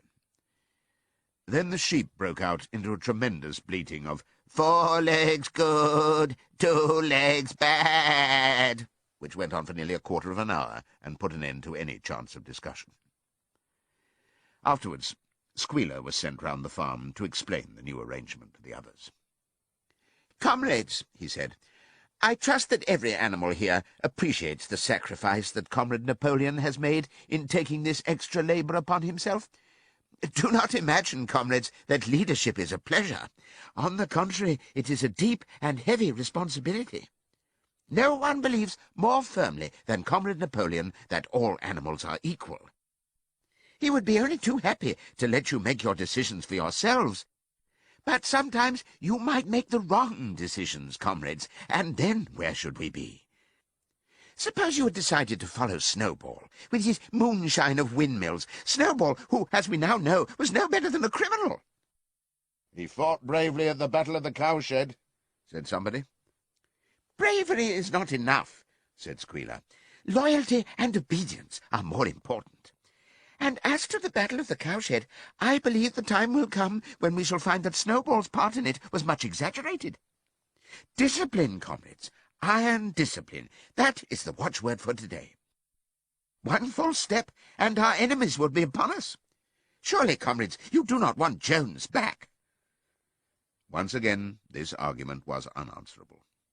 Certainly the animals did not want Jones back. If the holding of debates on Sunday mornings was liable to bring him back, then the debates must stop. Boxer, who had now had time to think things over, voiced the general feeling by saying, "If Comrade Napoleon says it, it must be right." And from then on he adopted the maxim, "Napoleon is always right," in addition to his private motto of, "I will work harder." By this time the weather had broken, and the spring ploughing had begun. The shed where Snowball had drawn his plans of the windmill had been shut up, and it was assumed that the plans had been rubbed off the floor. Every Sunday morning at 10 o'clock, the animals assembled in the big barn to receive their orders for the week. The skull of old Major, now clean of flesh, had been disinterred from the orchard and set up on a stump at the foot of the flagstaff beside the gun. After the hoisting of the flag, the animals were required to file past the skull in a reverent manner before entering the barn. Nowadays they did not sit all together, as they had done in the past. Napoleon, with Squealer and another pig named Minimus, who had a remarkable gift for composing songs and poems, sat on the front of the raised platform, with the 9 young dogs forming a semicircle round them, and the other pigs sitting behind. The rest of the animals sat facing them in the main body of the barn. Napoleon read out the orders for the week in a gruff, soldierly style, and after a single singing of Beasts of England, all the animals dispersed. On the 3rd Sunday after Snowball's expulsion, the animals were somewhat surprised to hear Napoleon announce that the windmill was to be built after all. He did not give any reason for having changed his mind, but merely warned the animals that this extra task would mean very hard work. It might even be necessary to reduce their rations. The plans, however, had all been prepared, down to the last detail. A special committee of pigs had been at work upon them for the past 3 weeks. The building of the windmill, with various other improvements, was expected to take 2 years. That evening Squealer explained privately to the other animals that Napoleon had never in reality been opposed to the windmill. On the contrary, it was he who had advocated it in the beginning, and the plan which Snowball had drawn on the floor of the incubator shed had actually been stolen from among Napoleon's papers. The windmill was, in fact, Napoleon's own creation. Why, then, asked somebody, had he spoken so strongly against it? Here Squealer looked very sly. That, he said, was Comrade Napoleon's cunning.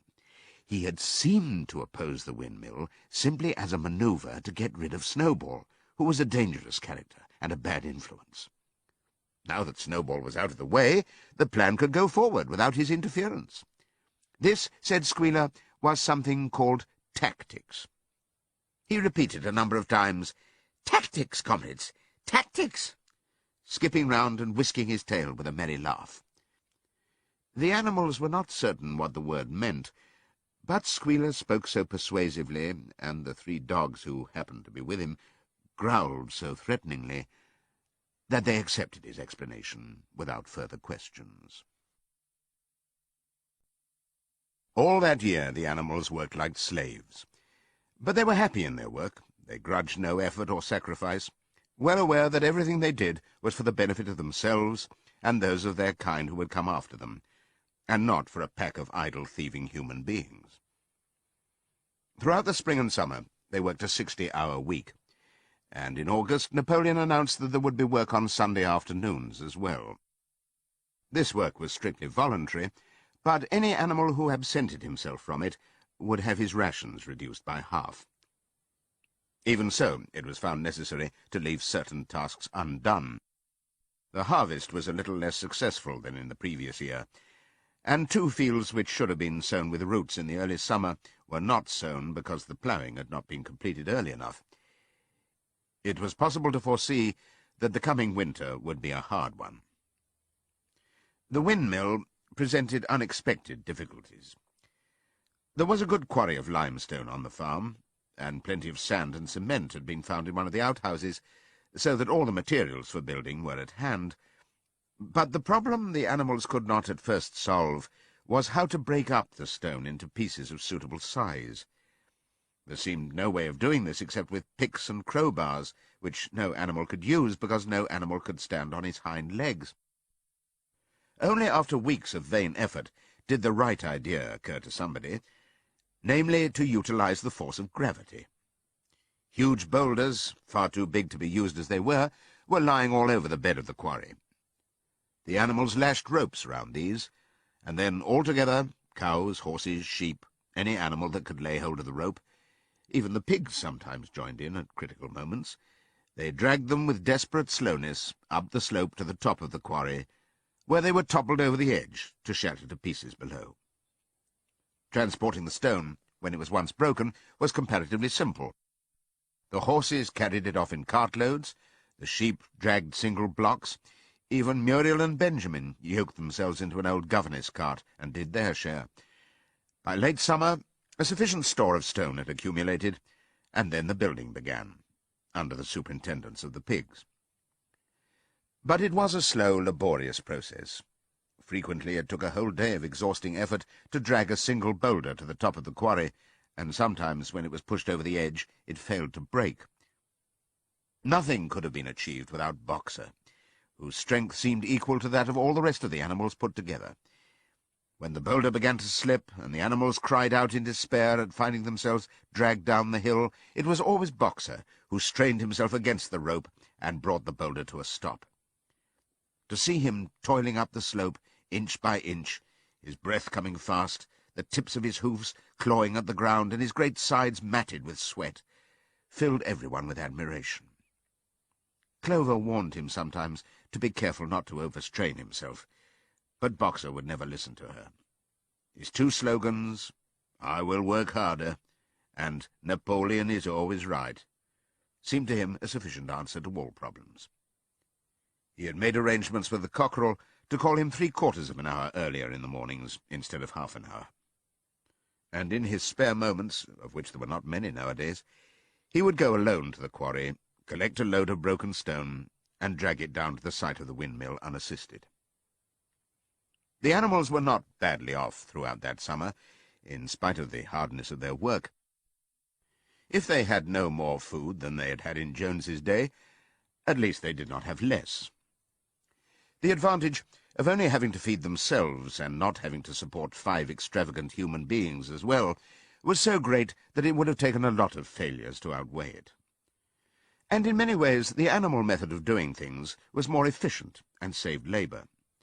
Such jobs as weeding, for instance, could be done with a thoroughness impossible to human beings. And again, since no animal now stole, it was unnecessary to fence off pasture from arable land, which saved a lot of labour on the upkeep of hedges and gates. Nevertheless, as the summer wore on, various unforeseen shortages began to make themselves felt. There was need of paraffin oil, nails, string, dog biscuits, and iron for the horses' shoes, none of which could be produced on the farm. Later there would also be need for seeds and artificial manures, besides various tools, and finally the machinery for the windmill. How these were to be procured, no one was able to imagine. One Sunday morning, when the animals assembled to receive their orders, Napoleon announced that he had decided upon a new policy. From now onwards, Animal Farm would engage in trade with the neighbouring farms. Not, of course, for any commercial purpose, but simply in order to obtain certain materials which were urgently necessary. The needs of the windmill must override everything else, he said.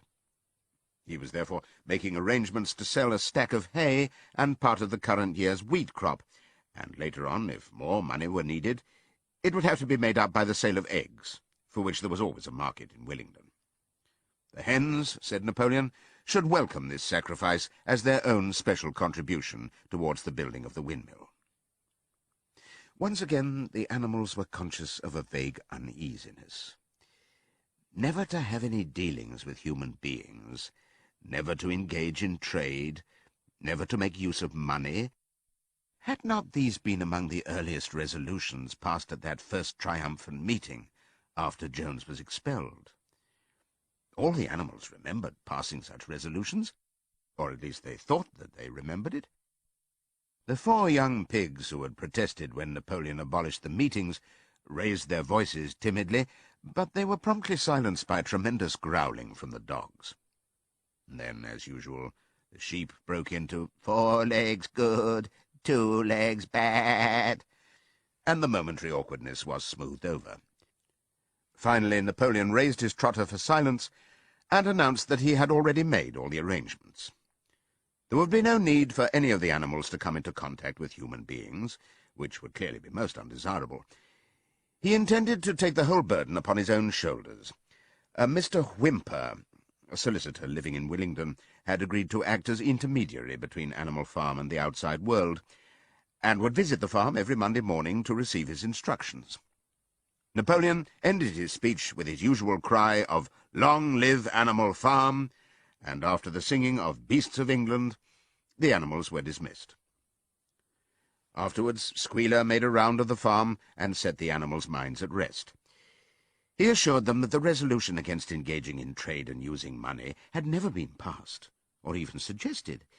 It was pure imagination, probably traceable in the beginning to lies circulated by Snowball. A few animals still felt faintly doubtful, but Squealer asked them shrewdly, "Are you certain that this is not something you have dreamed, comrades? Have you any record of such a resolution? Is it written down anywhere?" And since it was certainly true that nothing of the kind existed in writing, the animals were satisfied that they had been mistaken. Every Monday, Mr. Whymper visited the farm as had been arranged. He was a sly-looking little man with side whiskers, a solicitor in a very small way of business, but sharp enough to have realized earlier than anyone else that Animal Farm would need a broker, and that the commissions would be worth having. The animals watched his coming and going with a kind of dread, and avoided him as much as possible. Nevertheless, the sight of Napoleon on all fours delivering orders to Whymper, who stood on 2 legs, roused their pride and partly reconciled them to the new arrangement. Their relations with the human race were now not quite the same as they had been before. The human beings did not hate Animal Farm any less now that it was prospering. Indeed, they hated it more than ever. Every human being held it as an article of faith that the farm would go bankrupt sooner or later, and above all that the windmill would be a failure.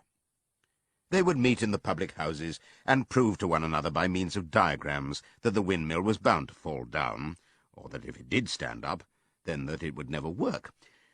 And yet, against their will, they had developed a certain respect for the efficiency with which the animals were managing their own affairs.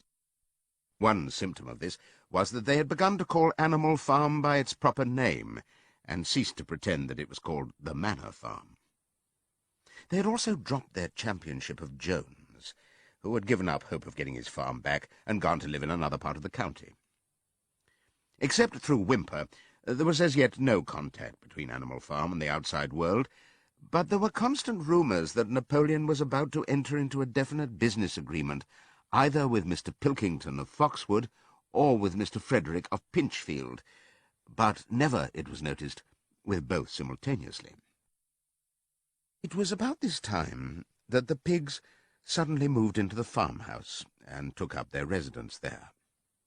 Again, the animals seemed to remember that a resolution against this had been passed in the early days, and again Squealer was able to convince them that this was not the case.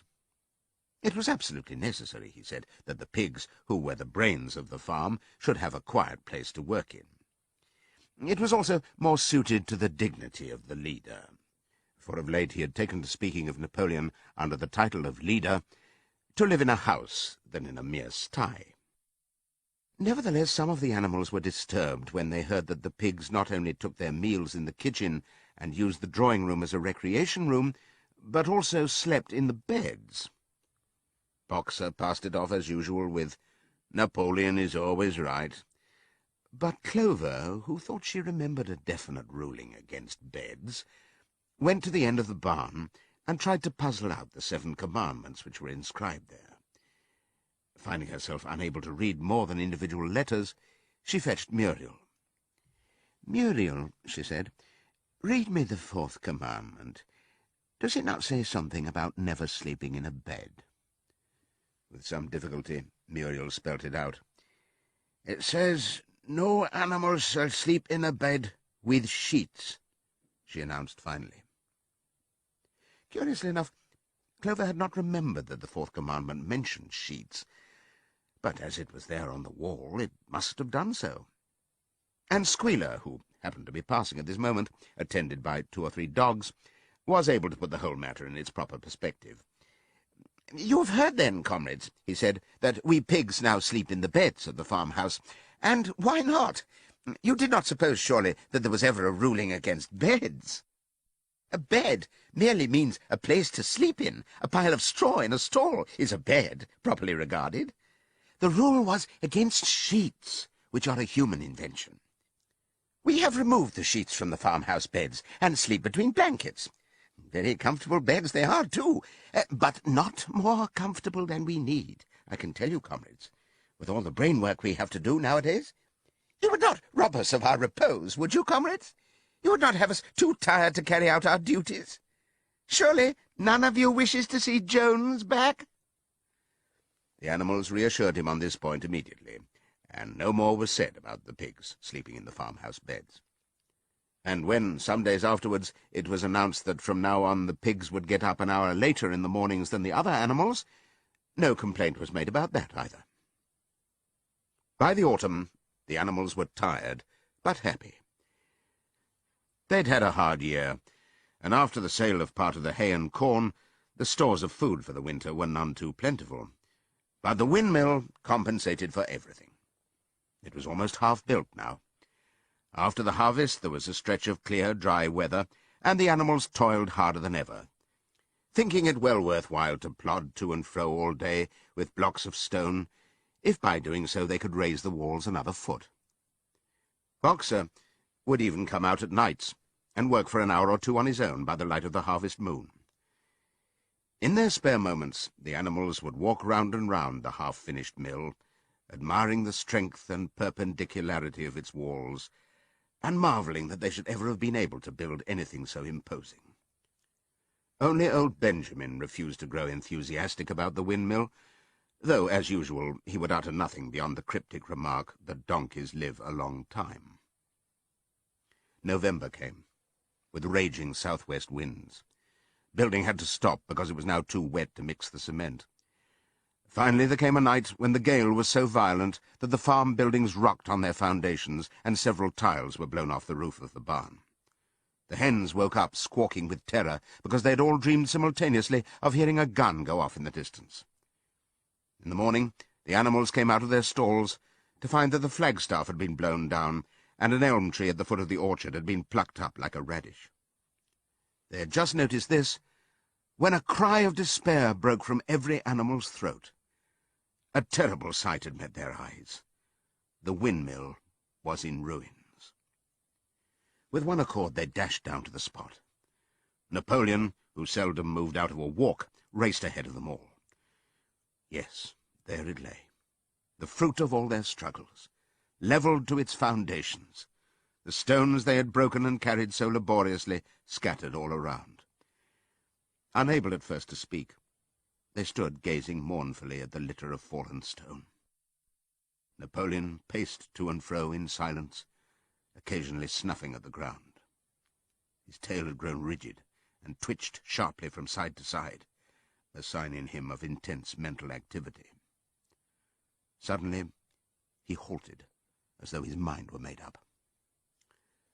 "Comrades," he said quietly, "do you know who is responsible for this?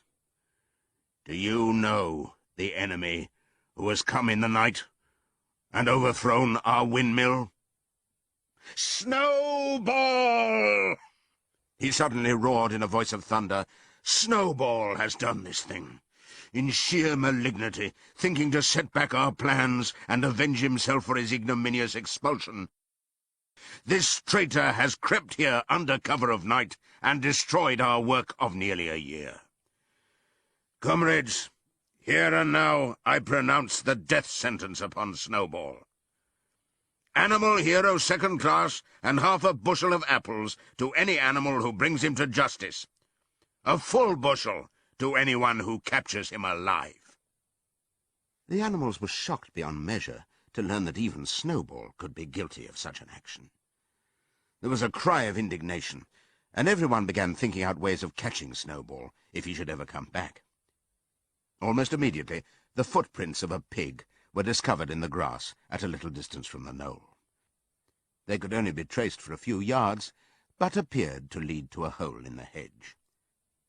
Napoleon snuffed deeply at them and pronounced them to be snowballs. He gave it as his opinion that Snowball had probably come from the direction of Foxwood Farm.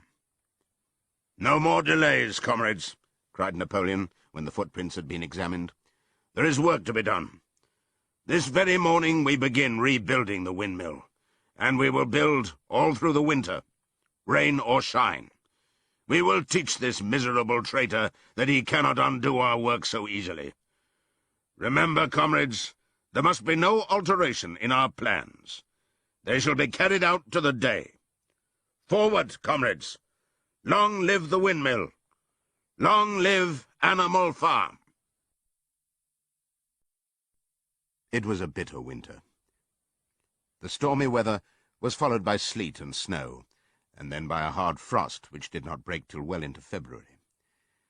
The animals carried on as best they could with the rebuilding of the windmill, well knowing that the outside world was watching them, and that the envious human beings would rejoice and triumph if the mill were not finished on time. Out of spite, the human beings pretended not to believe that it was Snowball who had destroyed the windmill. They said that it had fallen down because the walls were too thin. The animals knew that this was not the case. Still, it had been decided to build the walls 3 feet thick this time, instead of 18 inches as before, which meant collecting much larger quantities of stone. For a long time, the quarry was full of snowdrifts, and nothing could be done. Some progress was made in the dry, frosty weather that followed, but it was cruel work, and the animals could not feel so hopeful about it as they had felt before. They were always cold, and usually hungry as well. Only Boxer and Clover never lost heart. Squealer made excellent speeches on the joy of service and the dignity of labour, but the other animals found more inspiration in Boxer's strength, and his never-failing cry of, "I will work harder." In January, food fell short. The corn ration was drastically reduced, and it was announced that an extra potato ration would be issued to make up for it. Then it was discovered that the greater part of the potato crop had been frosted in the clamps, which had not been covered thickly enough.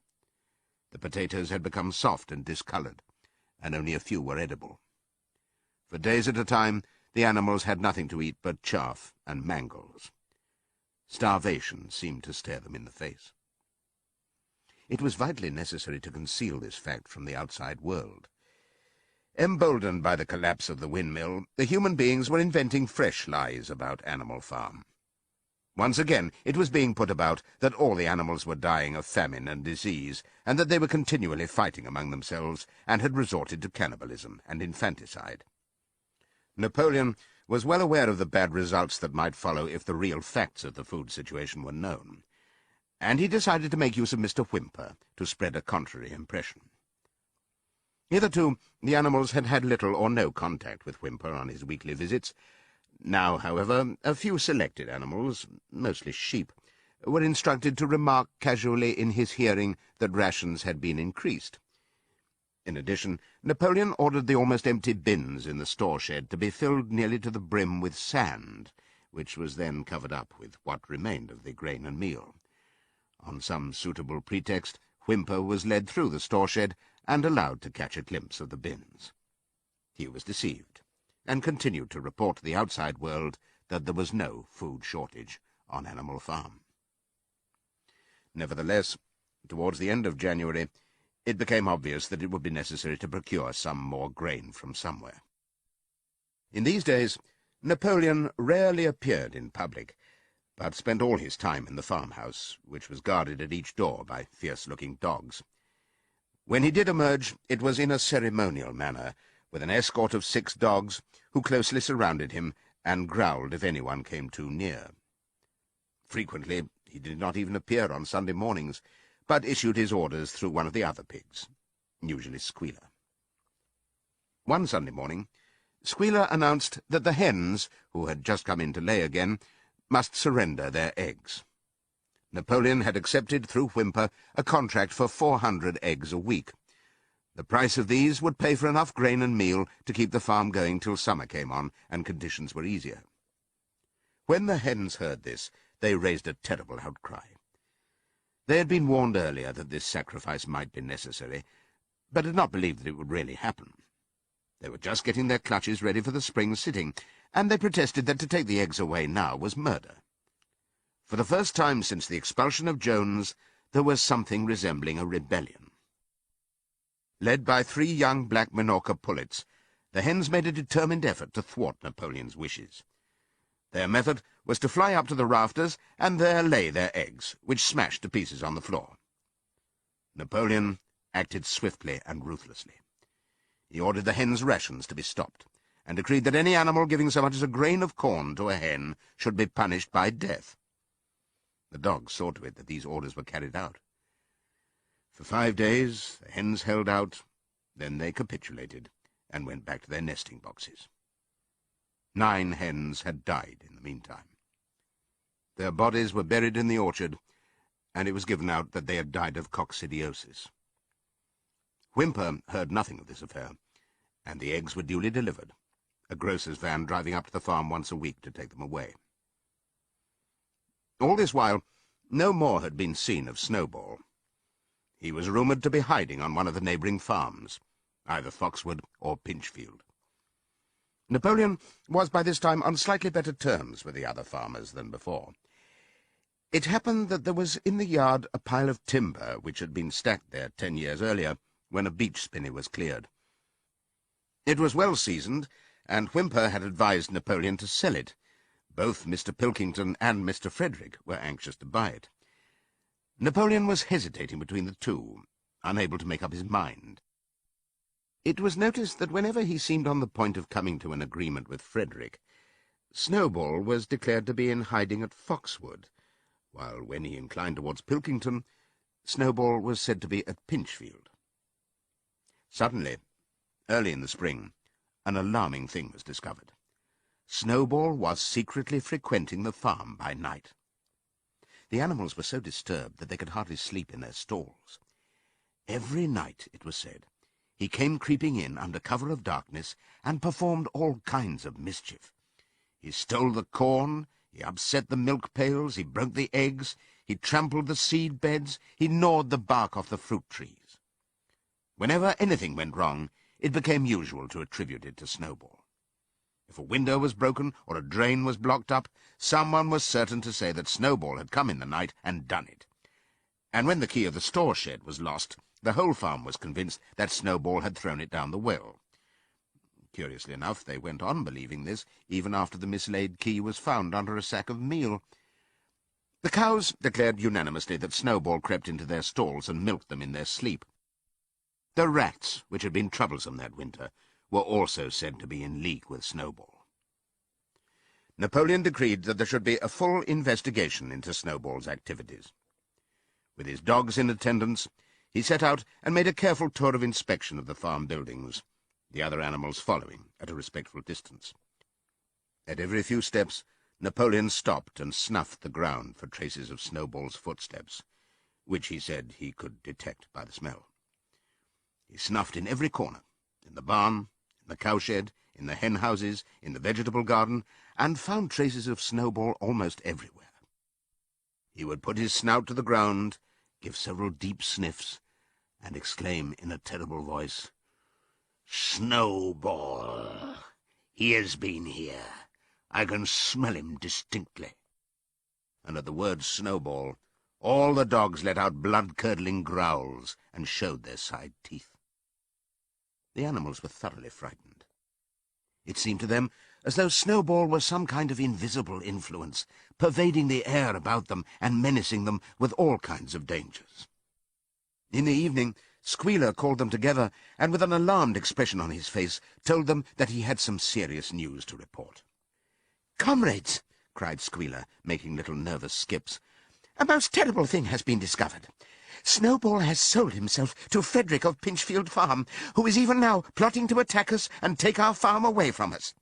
Snowball is to act as his guide when the attack begins. But there is worse than that. We had thought that Snowball's rebellion was caused simply by his vanity and ambition, but we were wrong, comrades. Do you know what the real reason was? Snowball was in league with Jones from the very start. He was Jones's secret agent all the time. It has all been proved by documents which he left behind him and which we have only just discovered. To my mind, this explains a great deal, comrades. Did we not see for ourselves how he attempted, fortunately without success, to get us defeated and destroyed at the Battle of the Cowshed? The animals were stupefied. This was a wickedness far outdoing Snowball's destruction of the windmill. But it was some minutes before they could fully take it in. They all remembered, or thought they remembered, how they had seen Snowball charging ahead of them at the Battle of the Cowshed, how he had rallied and encouraged them at every turn, and how he had not paused for an instant even when the pellets from Jones's gun had wounded his back. At first it was a little difficult to see how this fitted in with his being on Jones's side. Even Boxer, who seldom asked questions, was puzzled. He lay down, tucked his four hoofs beneath him, shut his eyes, and with a hard effort managed to formulate his thoughts. "I do not believe that," he said. "Snowball fought bravely at the Battle of the Cowshed. I saw him myself. Did we not give him Animal Hero First Class immediately afterwards?" "That was our mistake, comrade, for we know now, it is all written down in the secret documents that we have found, that in reality he was trying to lure us to our doom." "But he was wounded," said Boxer. "We all saw him, running with blood." "That was part of the arrangement," cried Squealer. "Jones's shot only grazed him. I could show you this in his own writing, if you were able to read it. The plot was for Snowball, at the critical moment, to give the signal for flight and leave the field to the enemy. And he very nearly succeeded. I will even say, comrades, he would have succeeded if it had not been for our heroic leader, Comrade Napoleon. Do you not remember how, just at the moment when Jones and his men had got inside the yard, Snowball suddenly turned and fled, and many animals followed him? And do you not remember, too, that it was just at that moment, when panic was spreading and all seemed lost, that Comrade Napoleon sprang forward with a cry of death to humanity and sank his teeth in Jones's leg? Surely you remember that, comrades," exclaimed Squealer, frisking from side to side. Now, when Squealer described the scene so graphically, it seemed to the animals that they did remember it. At any rate, they remembered that at the critical moment of the battle Snowball had turned to flee, but Boxer was still a little uneasy. "I do not believe that Snowball was a traitor at the beginning," he said finally. "What he's done since is different. But I believe that at the Battle of the Cowshed he was a good comrade." "Our leader, Comrade Napoleon," announced Squealer, speaking very slowly and firmly, "has stated categorically, comrade, that Snowball was Jones's agent from the very beginning. Yes, and from long before the rebellion was ever thought of." "Ah, that is different," said Boxer. "If Comrade Napoleon says it, it must be right." "That is the true spirit, comrade," cried Squealer. But it was noticed that he cast a very ugly look at Boxer with his little twinkling eyes. He turned to go, then paused and added impressively, "I warn every animal on this farm to keep his eyes very wide open, for we have reason to think that some of Snowball's secret agents are lurking among us at this moment." 4 days later, in the late afternoon, Napoleon ordered all the animals to assemble in the yard. When they were all gathered together, Napoleon emerged from the farmhouse, wearing both his medals, for he had recently awarded himself Animal Hero First Class and Animal Hero Second Class, with his 9 huge dogs frisking around him and uttering growls that sent shivers down all the animals' spines. They all cowered silently in their places, seeming to know in advance that some terrible thing was about to happen. Napoleon stood sternly surveying his audience. Then he uttered a high-pitched whimper. Immediately the dogs bounded forward, seized 4 of the pigs by the ear, and dragged them, squealing with pain and terror, to Napoleon's feet. The pigs' ears were bleeding, the dogs had tasted blood, and for a few moments they appeared to go quite mad. To the amazement of everybody, 3 of them flung themselves upon Boxer.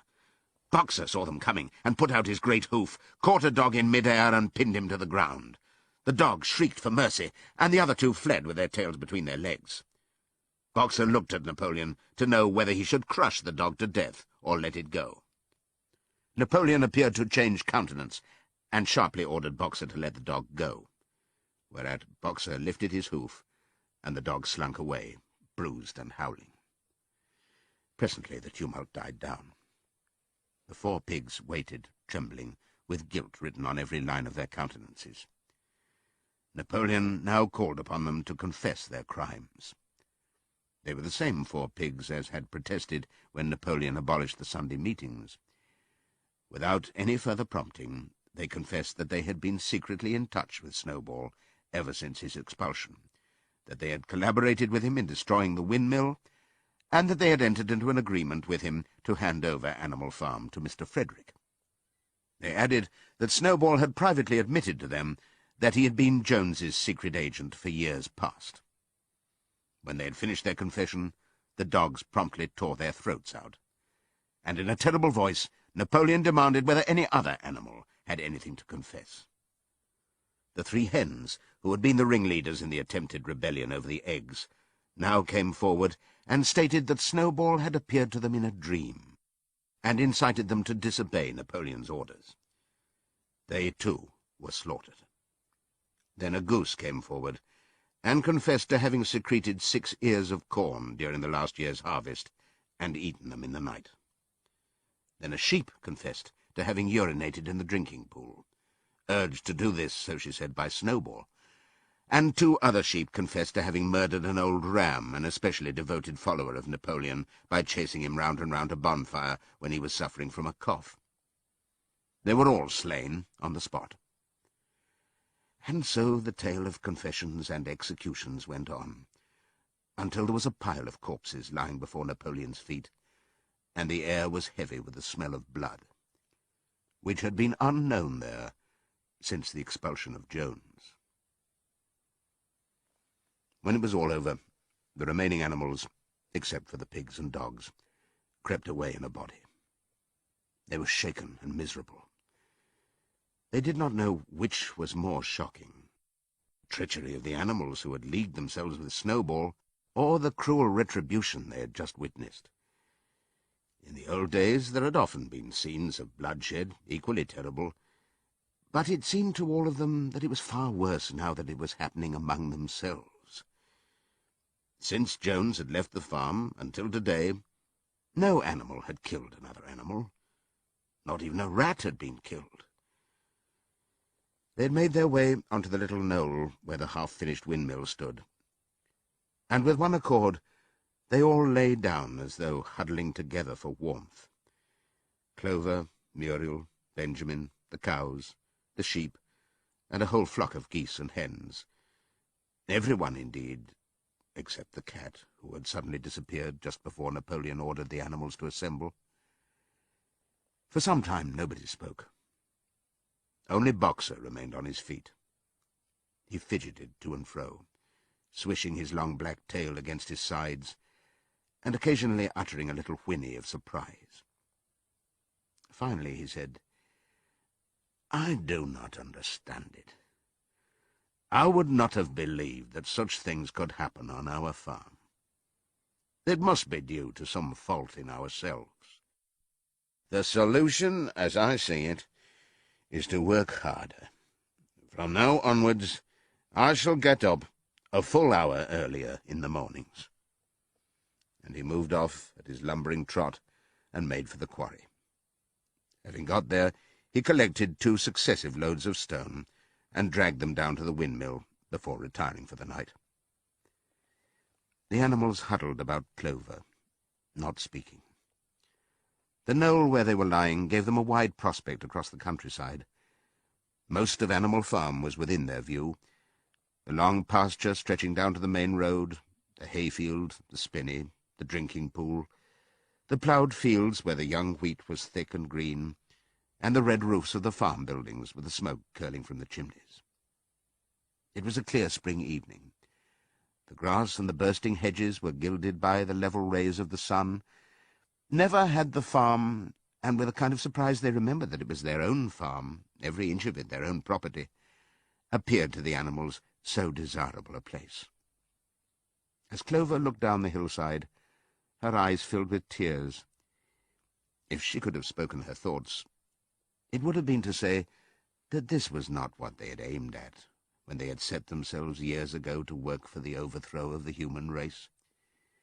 These scenes of terror and slaughter were not what they had looked forward to on that night when old Major first stirred them to rebellion. If she herself had had any picture of the future, it had been of a society of animals set free from hunger and the whip, all equal, each working according to his capacity, the strong protecting the weak, as she had protected the lost brood of ducklings with her foreleg on the night of Major's speech. Instead, she did not know why, they had come to a time when no one dared speak his mind, when fierce growling dogs roamed everywhere, and when you had to watch your comrades torn to pieces after confessing to shocking crimes. There was no thought of rebellion or disobedience in her mind. She knew that, even as things were, they were far better off than they had been in the days of Jones, and that before all else it was needful to prevent the return of the human beings. Whatever happened, she would remain faithful, work hard, carry out the orders that were given to her, and accept the leadership of Napoleon. But still, it was not for this that she and all the other animals had hoped and toiled. It was not for this that they had built the windmill and faced the pellets of Jones's gun. Such were her thoughts, though she lacked the words to express them. At last, feeling this to be in some way a substitute for the words she was unable to find, she began to sing Beasts of England. The other animals sitting round her took it up, and they sang it 3 times over, very tunefully, but slowly and mournfully, in a way they'd never sung it before. They'd just finished singing it for the 3rd time, when Squealer, attended by 2 dogs, approached them with the air of having something important to say. He announced that, by special decree of Comrade Napoleon, Beasts of England had been abolished. From now onwards it was forbidden to sing it. The animals were taken aback. "Why?" cried Muriel. "It is no longer needed, comrade," said Squealer stiffly. "Beasts of England was the song of the rebellion. But the rebellion is now completed. The execution of the traitors this afternoon was the final act. The enemy, both external and internal, has been defeated. In Beasts of England we expressed our longing for a better society in days to come. But that society has now been established. Clearly this song has no longer any purpose." Frightened though they were, some of the animals might possibly have protested, but at this moment the sheep set up their usual bleating of 4 legs good, 2 legs bad, which went on for several minutes, and put an end to the discussion. So Beasts of England was heard no more. In its place, Minimus, the poet, had composed another song, which began, Animal farm, never through me shalt thou come to harm, and this was sung every Sunday morning after the hoisting of the flag. But somehow neither the words nor the tune ever seemed to the animals to come up to Beasts of England. A few days later, when the terror caused by the executions had died down, some of the animals remembered, or thought they remembered, that the 6th commandment decreed, "No animal shall kill any other animal." And though no one cared to mention it in the hearing of the pigs or the dogs, it was felt that the killings which had taken place did not square with this. Clover asked Benjamin to read her the 6th commandment, and when Benjamin, as usual, said that he refused to meddle in such matters, she fetched Muriel. Muriel read the commandment for her. It ran, "No animal shall kill any other animal without cause." Somehow or other, the last two words had slipped out of the animal's memory. But they saw now that the commandment had not been violated, for clearly there was good reason for killing the traitors who had leagued themselves with Snowball. Throughout that year, the animals worked even harder than they had worked in the previous year. To rebuild the windmill with walls twice as thick as before, and to finish it by the appointed date, together with the regular work of the farm, was a tremendous labour. There were times when it seemed to the animals that they worked longer hours and fed no better than they had done in Jones's day. On Sunday mornings, Squealer, holding down a long strip of paper with his trotter, would read out to them lists of figures proving that the production of every class of foodstuff had increased by 200%, 300%, or 500%, as the case might be. The animals saw no reason to disbelieve him, especially as they could no longer remember very clearly what conditions had been like before the rebellion. All the same, there were days when they felt that they would sooner have had less figures and more food. All orders were now issued through Squealer, or one of the other pigs. Napoleon himself was not seen in public as often as once in a fortnight. When he did appear, he was attended not only by his retinue of dogs, but by a black cockerel who marched in front of him and acted as a kind of trumpeter, letting out a loud cock-a-doodle-doo before Napoleon spoke. Even in the farmhouse, it was said, Napoleon inhabited separate apartments from the others. He took his meals alone, with 2 dogs to wait upon him, and always ate from the Crown Derby dinner service which had been in the glass cupboard in the drawing-room. It was also announced that the gun would be fired every year on Napoleon's birthday, as well as on the other 2 anniversaries. Napoleon was now never spoken of simply as Napoleon. He was always referred to in formal style as our leader, Comrade Napoleon, and the pigs liked to invent for him such titles as Father of all animals, Terror of mankind, Protector of the sheepfold, Duckling's friend, and the like.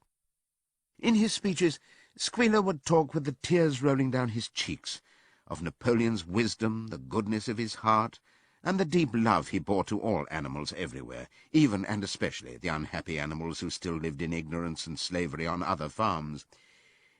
It had become usual to give Napoleon the credit for every successful achievement and every stroke of good fortune.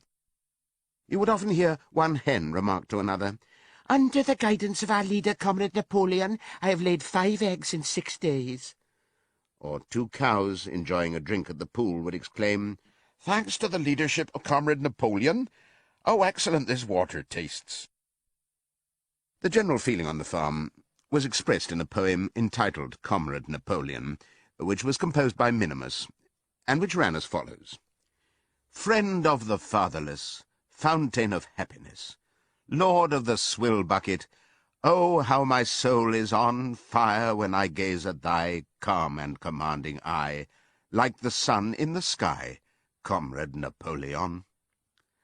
Thou art the giver of all that thy creatures love, full belly twice a day, clean straw to roll upon. Every beast, great or small, sleeps at peace in his stall. Thou watchest over all, Comrade Napoleon. Had I a sucking pig, ere he had grown as big, even as a pint bottle or as a rolling pin, he should have learned to be faithful and true to thee. Yes, his first squeak should be, Comrade Napoleon. Napoleon approved of this poem, and caused it to be inscribed on the wall of the big barn at the opposite end from the 7 Commandments. It was surmounted by a portrait of Napoleon in profile, executed by Squealer in white paint. Meanwhile, through the agency of Whymper, Napoleon was engaged in complicated negotiations with Frederick and Pilkington. The pile of timber was still unsold. Of the 2, Frederick was the more anxious to get hold of it, but he would not offer a reasonable price. At the same time, there were renewed rumours that Frederick and his men were plotting to attack Animal Farm and to destroy the windmill, the building of which had aroused furious jealousy in him. Snowball was known to be still skulking on Pinchfield Farm. In the middle of the summer, the animals were alarmed to hear that 3 hens had come forward and confessed that, inspired by Snowball, they had entered into a plot to murder Napoleon. They were executed immediately, and fresh precautions for Napoleon's safety were taken. 4 dogs guarded his bed at night, 1 at each corner, and a young pig named Pink-Eye was given the task of tasting all his food before he ate it, lest it should be poisoned. At about the same time, it was given out that Napoleon had arranged to sell the pile of timber to Mr. Pilkington. He was also going to enter into a regular agreement for the exchange of certain products between Animal Farm and Foxwood. The relations between Napoleon and Pilkington, though they were only conducted through Whymper, were now almost friendly. The animals distrusted Pilkington as a human being, but greatly preferred him to Frederick, whom they both feared and hated.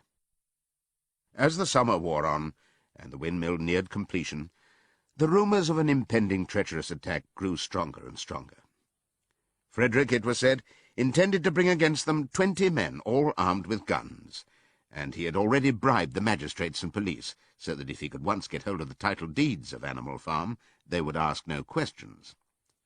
Moreover, terrible stories were leaking out from Pinchfield about the cruelties that Frederick practised upon his animals.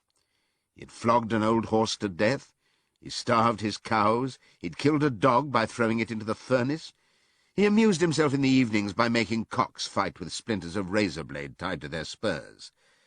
The animals' blood boiled with rage when they heard of these things being done to their comrades, and sometimes they clamoured to be allowed to go out in a body and attack Pinchfield Farm, drive out the humans, and set the animals free. But Squealer counselled them to avoid rash actions and trust in Comrade Napoleon's strategy. Nevertheless, feeling against Frederick continued to run high. One Sunday morning, Napoleon appeared in the barn and explained that he had never at any time contemplated selling the pile of timber to Frederick. He considered it beneath his dignity, he said, to have dealings with scoundrels of that description. The pigeons, who were still sent out to spread tidings of the rebellion, were forbidden to set foot anywhere on Foxwood, and were also ordered to drop their former slogan of death to humanity in favour of death to Frederick.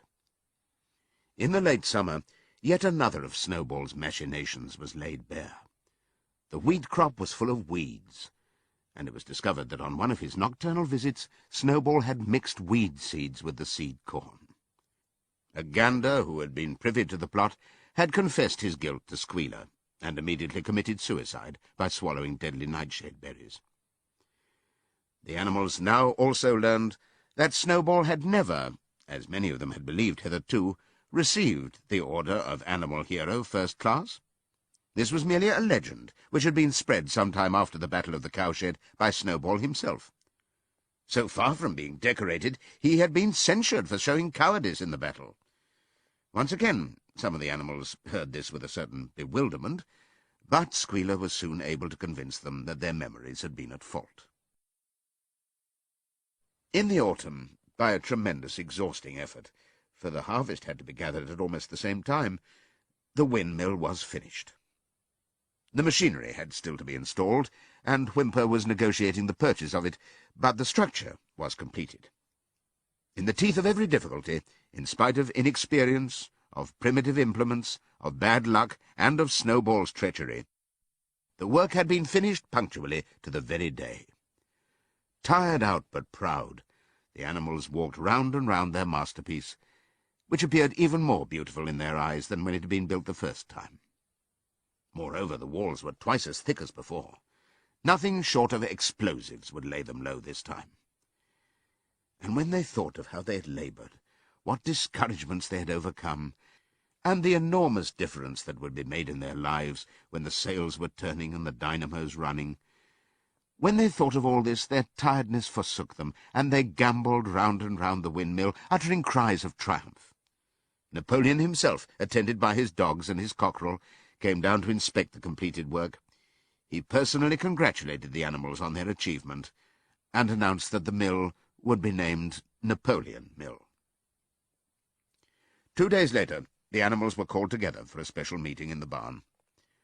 They were struck dumb with surprise when Napoleon announced that he had sold the pile of timber to Frederick. Tomorrow Frederick's wagons would arrive and begin carting it away. Throughout the whole period of his seeming friendship with Pilkington, Napoleon had really been in secret agreement with Frederick. All relations with Foxwood had been broken off. Insulting messages had been sent to Pilkington. The pigeons had been told to avoid Pinchfield Farm and to alter their slogan from Death to Frederick to Death to Pilkington. At the same time, Napoleon assured the animals that the stories of an impending attack on Animal Farm were completely untrue, and that the tales about Frederick's cruelty to his own animals had been greatly exaggerated. All these rumours had probably originated with Snowball and his agents. It now appeared that Snowball was not, after all, hiding on Pinchfield Farm, and in fact had never been there in his life. He was living in considerable luxury, so it was said, at Foxwood, and had in reality been a pensioner of Pilkington for years past. The pigs were in ecstasies over Napoleon's cunning. By seeming to be friendly with Pilkington, he had forced Frederick to raise his price by £12.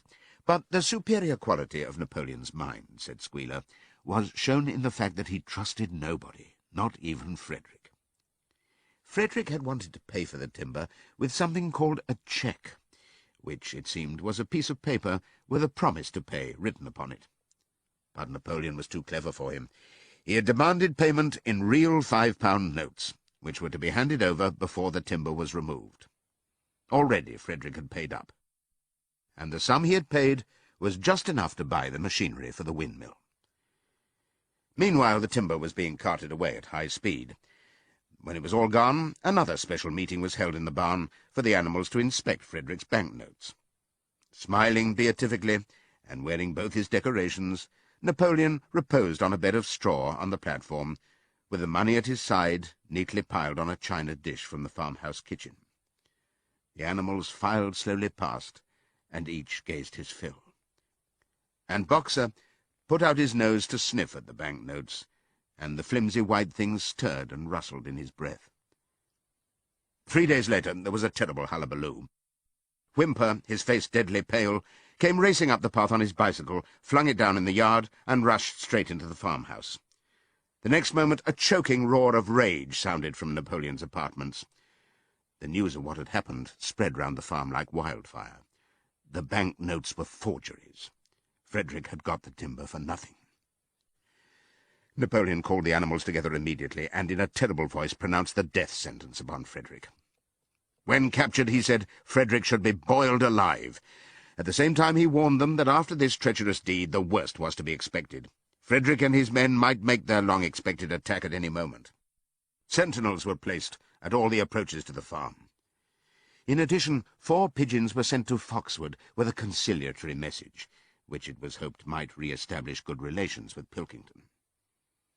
The very next morning the attack came. The animals were at breakfast when the lookouts came racing in with the news that Frederick and his followers had already come through the 5-barred gate.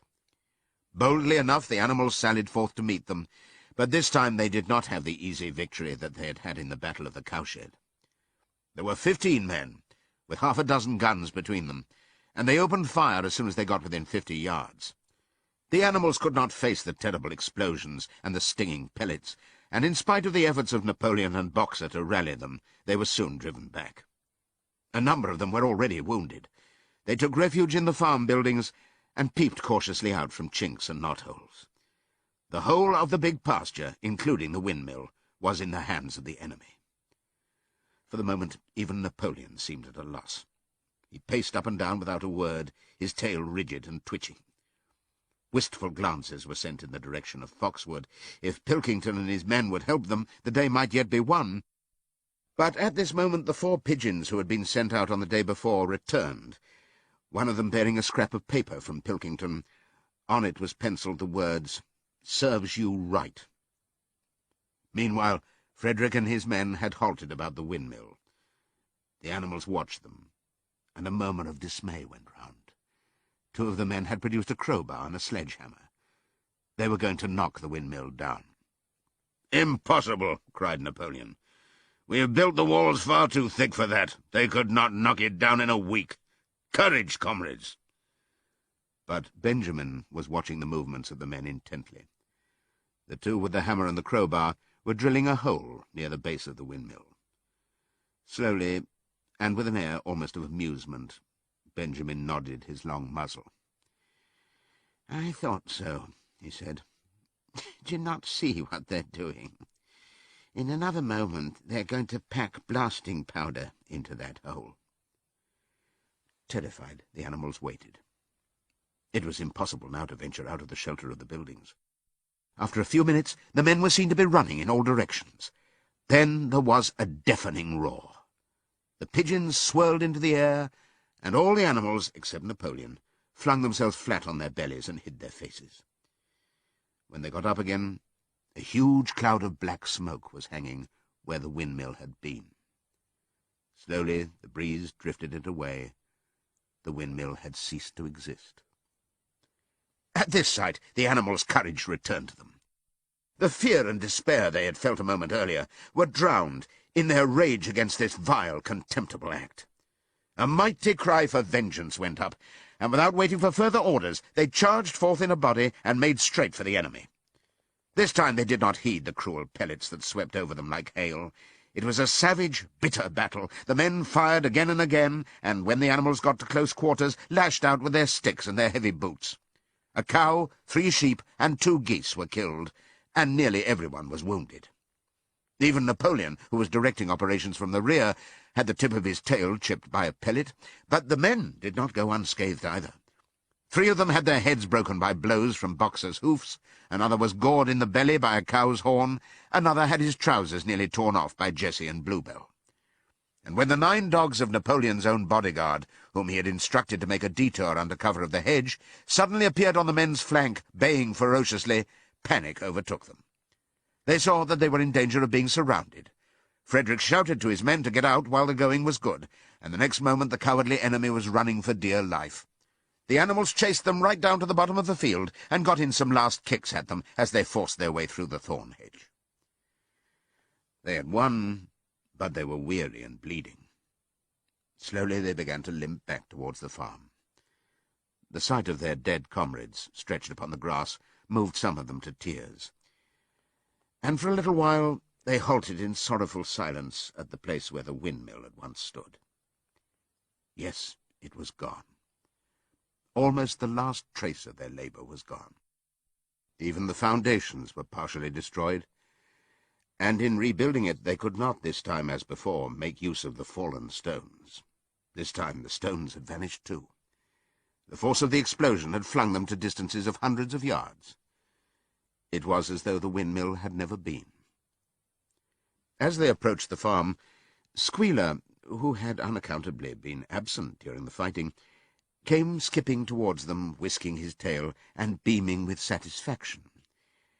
And the animals heard, from the direction of the farm buildings, the solemn booming of a gun. "What is that gun firing for?" said Boxer. "To celebrate our victory," cried Squealer. "What victory?" said Boxer. His knees were bleeding, he had lost a shoe and split his hoof, and a dozen pellets had lodged themselves in his hind leg. "What victory, comrade? Have we not driven the enemy off our soil, the sacred soil of Animal Farm?" "But they have destroyed the windmill, and we'd worked on it for 2 years. "What matter? We will build another windmill. We will build 6 windmills if we feel like it. You do not appreciate, comrade, the mighty thing that we have done. The enemy was in occupation of this very ground that we stand upon, and now, thanks to the leadership of Comrade Napoleon, we have won every inch of it back again." "Then we've won back what we had before," said Boxer. "That is our victory," said Squealer. They limped into the yard. The pellets under the skin of Boxer's leg smarted painfully. He saw ahead of him the heavy labor of rebuilding the windmill from the foundations, and already in imagination he braced himself for the task. But for the first time it occurred to him that he was 11 years old, and that perhaps his great muscles were not quite what they had once been. But when the animals saw the green flag flying, and heard the gun firing again, 7 times it was fired in all, and heard the speech that Napoleon made, congratulating them on their conduct, it did seem to them, after all, that they had won a great victory. The animals slain in the battle were given a solemn funeral. Boxer and Clover pulled the wagon which served as a hearse, and Napoleon himself walked at the head of the procession. 2 whole days were given over to celebrations. There were songs, speeches, and more firing of the gun, and a special gift of an apple was bestowed on every animal, with 2 ounces of corn for each bird, and 3 biscuits for each dog. It was announced that the battle would be called the Battle of the Windmill, and that Napoleon had created a new decoration, the Order of the Green Banner, which he had conferred upon himself. In the general rejoicings, the unfortunate affair of the banknotes was forgotten. It was a few days later than this that the pigs came upon a case of whisky in the cellars of the farmhouse. It had been overlooked at the time when the house was first occupied. That night there came from the farmhouse the sound of loud singing, in which, to everyone's surprise, the strains of Beasts of England were mixed up. At about 9:30, Napoleon, wearing an old bowler hat of Mr. Jones's, was distinctly seen to emerge from the back door, gallop rapidly round the yard, and disappear indoors again. But in the morning a deep silence hung over the farmhouse. Not a pig appeared to be stirring. It was nearly 9 o'clock when Squealer made his appearance, walking slowly and dejectedly, his eyes dull, his tail hanging limply behind him, and with every appearance of being seriously ill. He called the animals together and told them that he had a terrible piece of news to impart. Comrade Napoleon was dying. A cry of lamentation went up. Straw was laid down outside the doors of the farmhouse, and the animals walked on tiptoe. With tears in their eyes, they asked one another what they should do if their leader were taken away from them. A rumour went round that Snowball had, after all, contrived to introduce poison into Napoleon's food. At 11 o'clock, Squealer came out to make another announcement. As his last act upon earth, Comrade Napoleon had pronounced a solemn decree. The drinking of alcohol was to be punished by death. By the evening, however, Napoleon appeared to be somewhat better, and the following morning Squealer was able to tell them that he was well on the way to recovery. By the evening of that day, Napoleon was back at work, and on the next day it was learned that he had instructed Wimber to purchase in Willingdon some booklets on brewing and distilling. A week later, Napoleon gave orders that the small paddock beyond the orchard, which it had previously been intended to set aside as a grazing ground for animals who were past work, was to be ploughed up. It was given out that the pasture was exhausted and needed reseeding, but it soon became known that Napoleon intended to sow it with barley. About this time there occurred a strange incident which hardly anyone was able to understand. One night, at about 12 o'clock, there was a loud crash in the yard, and the animals rushed out of their stalls. It was a moonlit night. At the foot of the end wall of the big barn, where the 7 commandments were written, there lay a ladder, broken in 2 pieces. Squealer, temporarily stunned, was sprawling beside it, and near at hand there lay a lantern, a paintbrush, and an overturned pot of white paint. The dogs immediately made a ring round Squealer, and escorted him back to the farmhouse as soon as he was able to walk. None of the animals could form any idea as to what this meant, except old Benjamin, who nodded his muzzle with a knowing air, and seemed to understand, but would say nothing. But a few days later, Muriel, reading over the 7 commandments to herself, noticed that there was yet another of them which the animals had remembered wrong. They had thought that the 5th commandment was, "No animal shall drink alcohol," but there were 2 words that they'd forgotten. Actually, the commandment read, "No animal shall drink alcohol to excess." Boxer's split hoof was a long time in healing. They had started the rebuilding of the windmill the day after the victory celebrations were ended. Boxer refused to take even a day off work, and made it a point of honour not to let it be seen that he was in pain. In the evenings he would admit privately to Clover that the hoof troubled him a great deal. Clover treated the hoof with poultices of herbs which she prepared by chewing them, and both she and Benjamin urged Boxer to work less hard. "A horse's lungs do not last forever," she said to him. But Boxer would not listen. He had, he said, only one real ambition left, to see the windmill well under way before he reached the age for retirement. At the beginning, when the laws of Animal Farm were first formulated, the retiring age had been fixed for horses and pigs at 12, for cows at 14, for dogs at 9, for sheep at 7, and for hens and geese at 5. Liberal old-age pensions had been agreed upon. As yet, no animal had actually retired on pension, but of late the subject had been discussed more and more. Now that the small field beyond the orchard had been set aside for barley, it was rumoured that a corner of the large pasture was to be fenced off and turned into a grazing ground for superannuated animals. For a horse, it was said, the pension would be 5 pounds of corn a day, and, in winter, 15 pounds of hay, with a carrot or possibly an apple on public holidays. Boxer's 12th birthday was due in the late summer of the following year. Meanwhile, life was hard. The winter was as cold as the last one had been, and food was even shorter. Once again all rations were reduced except those of the pigs and the dogs. A too rigid equality in rations, Squealer explained, would have been contrary to the principles of animalism. In any case, he had no difficulty in proving to the other animals that they were not, in reality, short of food, whatever the appearances might be. For the time being, certainly, it had been found necessary to make a readjustment of rations. Squealer always spoke of it as a readjustment, never as a reduction, but in comparison with the days of Jones, the improvement was enormous. Reading out the figures in a shrill, rapid voice, he proved to them in detail that they had more oats, more hay, more turnips than they'd had in Jones's day, that they worked shorter hours, that their drinking water was of better quality, that they lived longer, that a larger proportion of their young ones survived infancy, and that they had more straw in their stalls and suffered less from fleas. The animals believed every word of it.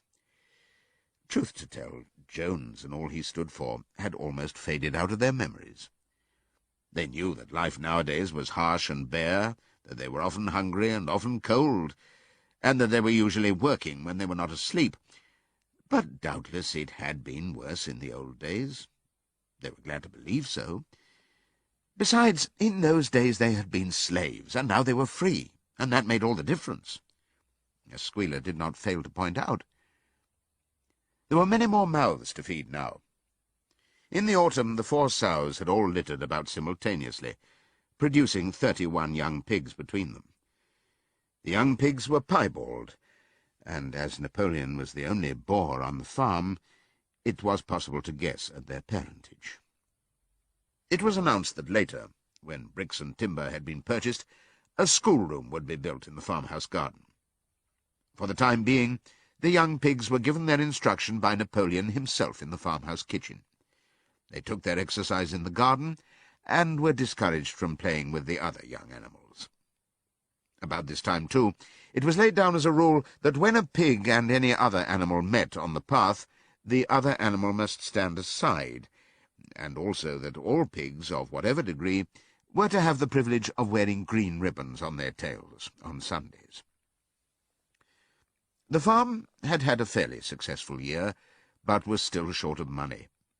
There were the bricks, sand and lime for the schoolroom to be purchased, and it would also be necessary to begin saving up again for the machinery for the windmill. Then there were lamp oil and candles for the house, sugar for Napoleon's own table — he forbade this to the other pigs on the ground that it made them fat — and all the usual replacements such as tools, nails, string, coal, wire, scrap iron, and dog biscuits.